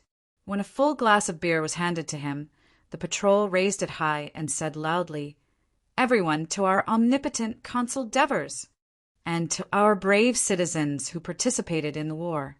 Everyone in the restaurant, including Dicboris and Dios, raised their glasses. The customers at the next table even came over and clinked glasses with them and said, "Congratulations on becoming citizens of Dionia. This is undoubtedly the right decision." Dicboris looked at him in surprise. "You heard all that?" The man blinked and said, "Otherwise, why do you think I scolded the people of Corinth?" Dios smiled in relief and said, "We've just made our decision, and we've received such good news. This is the arrangement of the goddess of fortune." "That's right." Dicboris nodded in agreement. Chapter 3:14.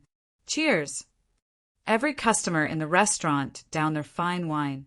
Also, the Senate has issued a notice. The patrol officer looked around and said solemnly, "Free citizens who have participated in Dionia's military training can register at the Victory Square immediately. The Ministry of Military Affairs is recruiting 2,000 free citizens to Abyssinia to assist the Legion in battle." "Why didn't you say so earlier?" "There are only 2,000 slots. I'm afraid they'll all be gone in a moment. Hurry, hurry." The restaurant was instantly filled with complaints. After a moment of chaos, most of the customers in the restaurant had already left. Dicboris and Dios looked at each other. Meanwhile, the Victory Square was filled with people. The registry department first had to confirm that the free citizens who came to register were indeed registered citizens.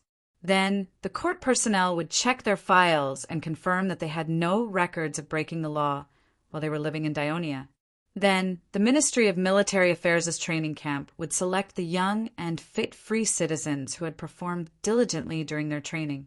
Only after all these were approved would the registry department confirm their names and notes on their files. This was to shorten the time it took for them to become probationary citizens in the future. After this process was completed, there were more than 100 civil servants in the alliance, and all sorts of files piled up into a small hill. To prevent any accidents, thousands of Legion reserve soldiers were mobilized to maintain order. In fact, there were more than 10,000 free citizens in the square, but they were able to maintain order. It was not because they were afraid of the soldiers, but because they knew that it did not matter even if they were not selected this time. There was no lack of opportunities to contribute in Dionia. For example, the temple that Amendola was building lacked manpower and was recruiting free citizens. The construction of the Cremissa, Asprustum Avenue, was also recruiting free citizens. The Alliance only provided 3 meals a day for such large construction work, and the pay was extremely low. However, it could still help free citizens achieve their dream of becoming probationary citizens of Dionia. However, if free citizens disrupted the public order of the Alliance and violated Dionia's laws, their path to becoming a Dionia citizen would become extremely difficult, and they might even be expelled from Dionia. Thus, even if they were not selected, these free citizens would at most curse a little and would not dare to do anything extreme.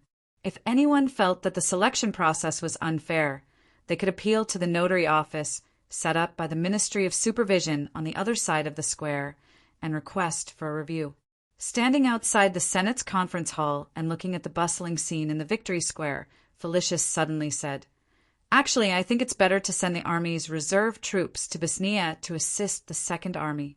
They've all gone through strict training and are not much different from the soldiers of the First Army. Compared to these free citizens, they're more capable and obedient." Marriage, who was beside him, asked, "If you send out all the citizen soldiers, Tilly will be empty. What if the enemy sneaks up on us, or there's a big disturbance? What should we do?" Felicius was at a loss for words. He hesitated and said, "Turi is surrounded by cities that belong to the Alliance. How could there be a sneak attack? If we can sneak attack Abyssinia, why can't others sneak attack Turi?" Marigi was quibbling. In fact, he was thinking that Felicius was an idiot when it came to politics, apart from being an expert in military affairs. Lord Devers was leading the army outside, and there would always be soldiers guarding his home. Now that the members of the Senate were more complicated than before, if someone were to cause trouble, he could immediately suppress them. At this moment, Mergius and Marigi were standing in the same trench, but his explanation came from a different angle. "Send the reserve soldiers." He screamed, "You make it sound so easy. Felicius, you have to know how much effort the Devers and I have put in to prepare the rations for this war. Not only have the silver coins in the treasury been used up, but we have also owed huge debts to the citizens. However, this is only enough to supply the 4 legions for 4 months. The rations of a reserve soldier are the same as those of the legions, with at least 3 caddies of grain and 2 salted fish a day. The rations of these free citizens are much simpler, and they only need to eat their fill. Felicius, use your brain. Don't only think about fighting all day long. If there is no food to eat when fighting, I think all of you will starve to death." Mergius and Felicius were old acquaintances. Felicius understood this fatty's personality and did not think much of it. Instead, he humbly expressed his acceptance. Behind them, Antares was still shocked by the news of victory that he had heard in the morning. "Antares, didn't you say that Ciudad Abyssinia has a geographical advantage and is almost impossible to capture? But how did the consul capture it so quickly?" Euripides asked doubtfully. "I don't know either. The messenger who came back to report did not tell us the details of the capture of Abyssinia." Antares' mind was still replaying the thrilling scene when he walked on the riverside path. He said, helplessly, "Abyssinia does have natural defenses and is difficult to capture, but our consul is the blessed of Hades. With the protection of Hades, perhaps no matter how big the difficulty is, it will not be a problem for him. When he returns victorious, you can ask him in detail. It seems that the consul is indeed very good at commanding the citizens to fight. Euripides, why don't we apply to him and join these few legions of Dionia?" Pried suggested. "I've already asked around. The unique legion system created by the consul is very different from the ordinary military system of the city-states. Every promotion in the army has a strict assessment. Even if you and I are senators of the Senate, we are completely unfamiliar with the tactics and the use of military formations of the Legion of Dionysia. We have to start training again from the boot camp." Euripides was rather angry when he said this. He was a noble of Cremissa, and now he was a senator of the Senate of Dionia. According to Felicius, who was a mercenary in the Ministry of Military Affairs, he actually had to sweat and train with the poor freedmen. How ridiculous! Let's train then. Don't tell me we can't compete with the freedmen. Prides was indifferent, listening to the argument between the two, and Antares was a little emotional. It seemed that he was not the only one who had accepted the fact of becoming a citizen of Dionia. Prides and Euripides were the same. Although he had been the chief general of Cremissa for a few years, a small tribe of Brudi that came down from the mountains to plunder was enough to give him and the people of the city a headache. But in Dionia, sitting in the Senate, a discussion could decide the life and death of the entire Brudi race. It really was like the old saying, The higher you stand, the more scenery you see. When you get used to eating delicious food, you naturally won't be interested in hardcore spread. On the other side of the platform, Kunigarata and Cornelis were discussing another issue. After occupying Abyssinia, it seems that the day of our conquest of the Brudi will come soon. In the past 2 years, Cornelis had also watched Dionia grow from being weak to becoming strong, and he could not help but sigh. Kunigarata's consideration was more far-reaching. After defeating the Brudi, how to deal with them is also a big problem. Cornelis thought for a moment and said with uncertainty, "They will probably deal with the Brudi the same way they dealt with the Lucanians." Kunigarata pondered for a moment and said, "The Brudi are still different from the Lucanians." He stopped here and could not help but shake his head. How far will the war go? What kind of agreement will they sign? It was still too early to think about these things, and it was impossible to predict them. However, if the Brudi region was conquered, Turiae would be completely safe from then on. On the Sicilian island of Mortia, the war continued in the same way day after day. The Morians were all soldiers. Despite suffering heavy casualties, they did not surrender. Syracuse's attack was advancing bit by bit. Despite paying a heavy price, they were still unable to occupy the entire city. As time passed, Dionysius became more and more anxious. He even executed 2 of his guards for a small reason. Finally, he realized that attacking Mortia by force was not a good idea.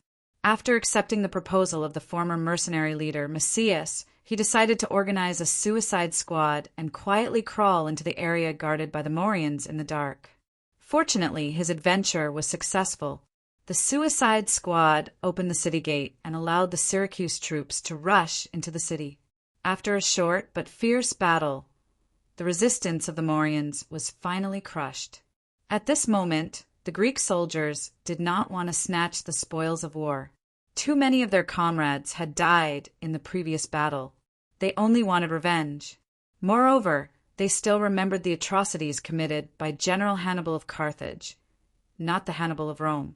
In Carthage, there were many generals named Hannibal at different times, and this one was more famous. He was the patriarch of the Maganid family in Himera.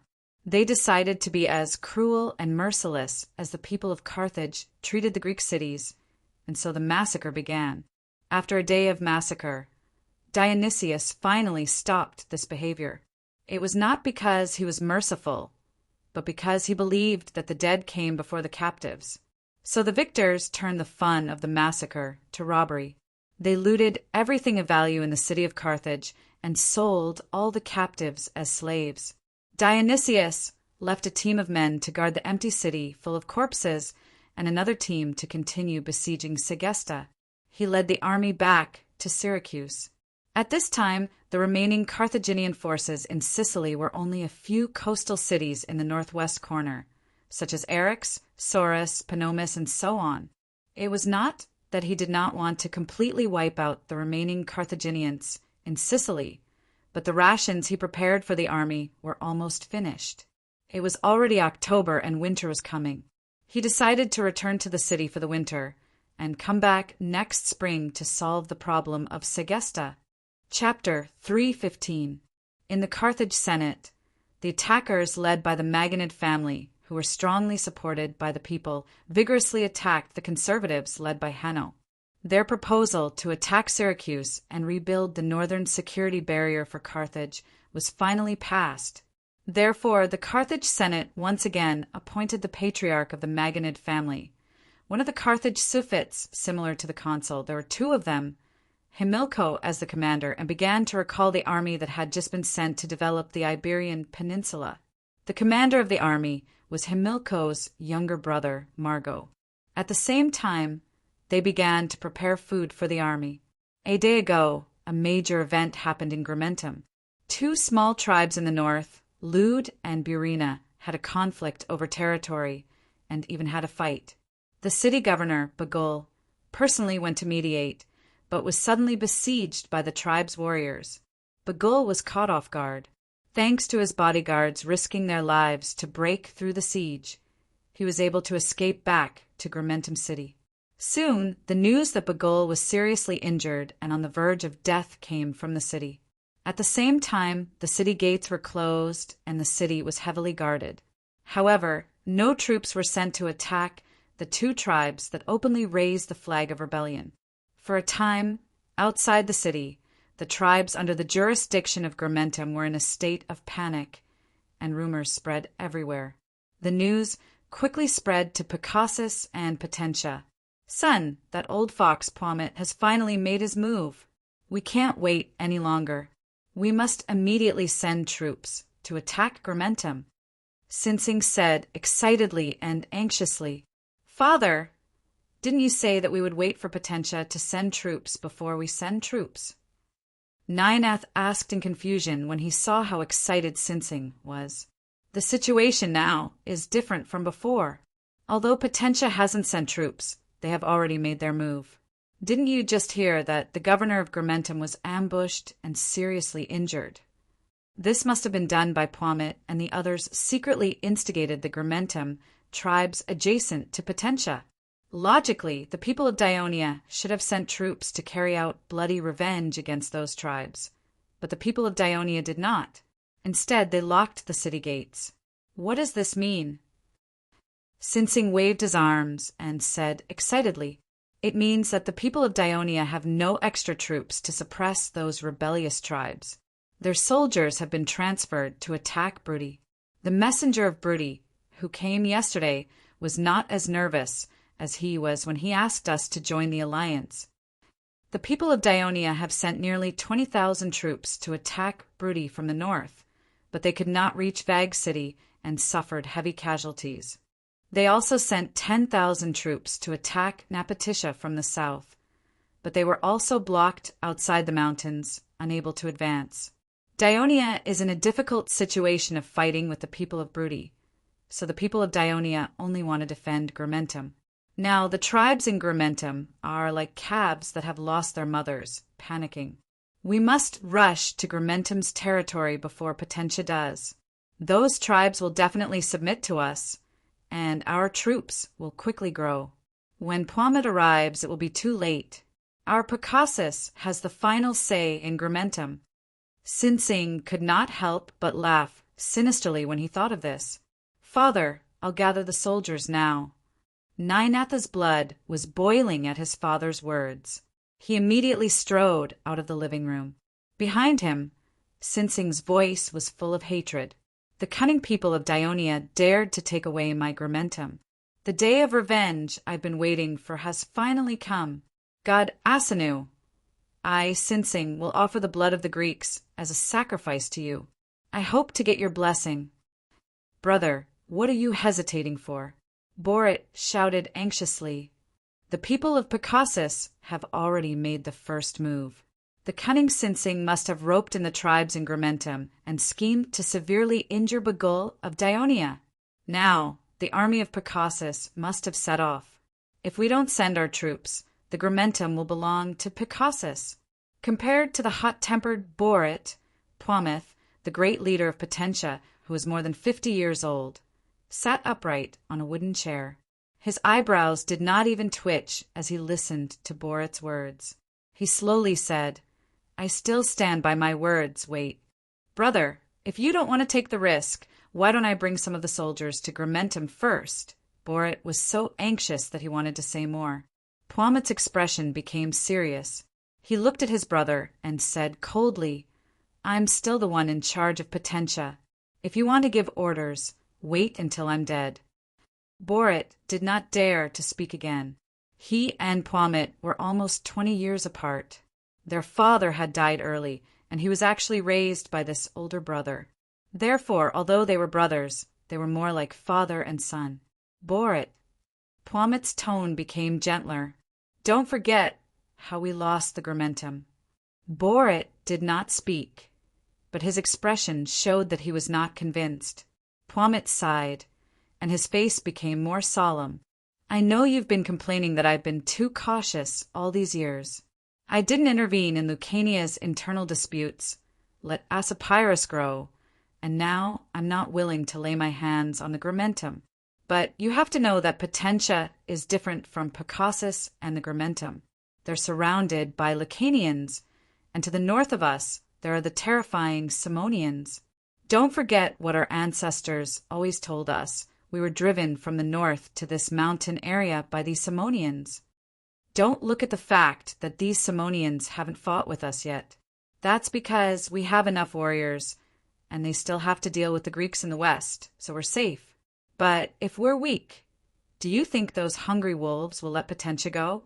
Borit's expression changed slightly. At the beginning of the year, I couldn't resist your repeated requests to send troops to the Grimentum. In the end, you and the warriors were captured by the Daionia. Do you know? During that time, the Simonians sent an envoy to me, expressing their willingness to lend me troops to defeat the Daionia. This time Borit was moved. He could not help but ask anxiously, "There was such a thing?" "You agreed." "Agreed?" Pwamit sneered. "If I agreed, Potentia would have belonged to the Simonians long ago. Fortunately, we made peace with Daionia in time and released you. Only then did I heave a sigh of relief. Now, the situation in the Grimentum is complicated. I don't know how the war between Daionia and the Brudi will turn out. I can't see clearly. If you can't see clearly, don't send troops easily. If Sinsing wants to snatch the Grimentum, then let him snatch it. The Daionia are not easy to deal with." After listening, Borit was silent for a while. He asked with some reluctance, "If that's the case, why did you agree to form an alliance with the Brudi, big brother?" Pwamit's turbid eyes flashed with a glimmer of light. "Forming an alliance is also to have another way out. Asanu, bless us, if a good opportunity appears. So we have to calm down and wait slowly." Pinlin urged his horse back to Cosenza at top speed, just in time to intercept Nikaru, who was rushing back from Canopetia with his troops. It was not easy to persuade him to stay in Cosenza and wait for the army to gather before attacking Abyssinia together. But not long after, he received a report from a cavalry scout. The Greeks were building a fortress on the road from Abyssinia to the plateau. Pinlin could no longer sit still. If the Greeks were to build the fortress, it would undoubtedly make it more difficult to recapture Abyssinia. He had to let Nikaru lead his soldiers to stop them, and added 1,000 warriors from other tribes for him. He also repeatedly told him not to fight the Greeks head-on. After 3 hours of anxiously leading his troops, Nikaru could vaguely see the Greeks in front of him. His eyes widened. They had turned the exit of the mountain road into a large construction site, digging pits, piling moving wood. It was a bustling scene, and a 3-meter-high, 10-meter-long wooden wall stood there. There were gates, battlements, trenches, antlers, and all the basic facilities that a fortress should have. Nikaru moved quickly, but it had been a day and a half since the 2nd Legion occupied Abyssinia. Legion Commander Dracos seized the opportunity and divided his 7,000 soldiers into 3 teams, taking turns to build the fortress day and night. The soldiers also knew that time was tight, so they worked hard. Coupled with some simple defensive facilities that had been assembled by the engineering operation, the fortress had already taken shape when Niku arrived. As soon as the scouts spotted the Brudi troops, they rushed back to report the news. A bugle was blown in the fortress, and the laboring soldiers retreated at a steady pace. Although Nikaru was surprised by the speed at which the Daionia soldiers built the fortress, it took Abyssinia 7 or 8 days to remove the fortress facing Cosenza. He was more angry that the Greeks were doing whatever they wanted in his territory. "Kill those Greeks outside the city." At his command, the bugle sounded. His soldiers hated the enemy for taking away their homeland, and like ferocious wolves, they rushed towards the unarmed and unarmed Daionia soldiers. Under the command of the team officer, the Daionia soldiers did not panic. They passed through the gate in an orderly manner and retreated into the wall. The soldiers at the back even turned their heads to look back, hoping for something good to happen.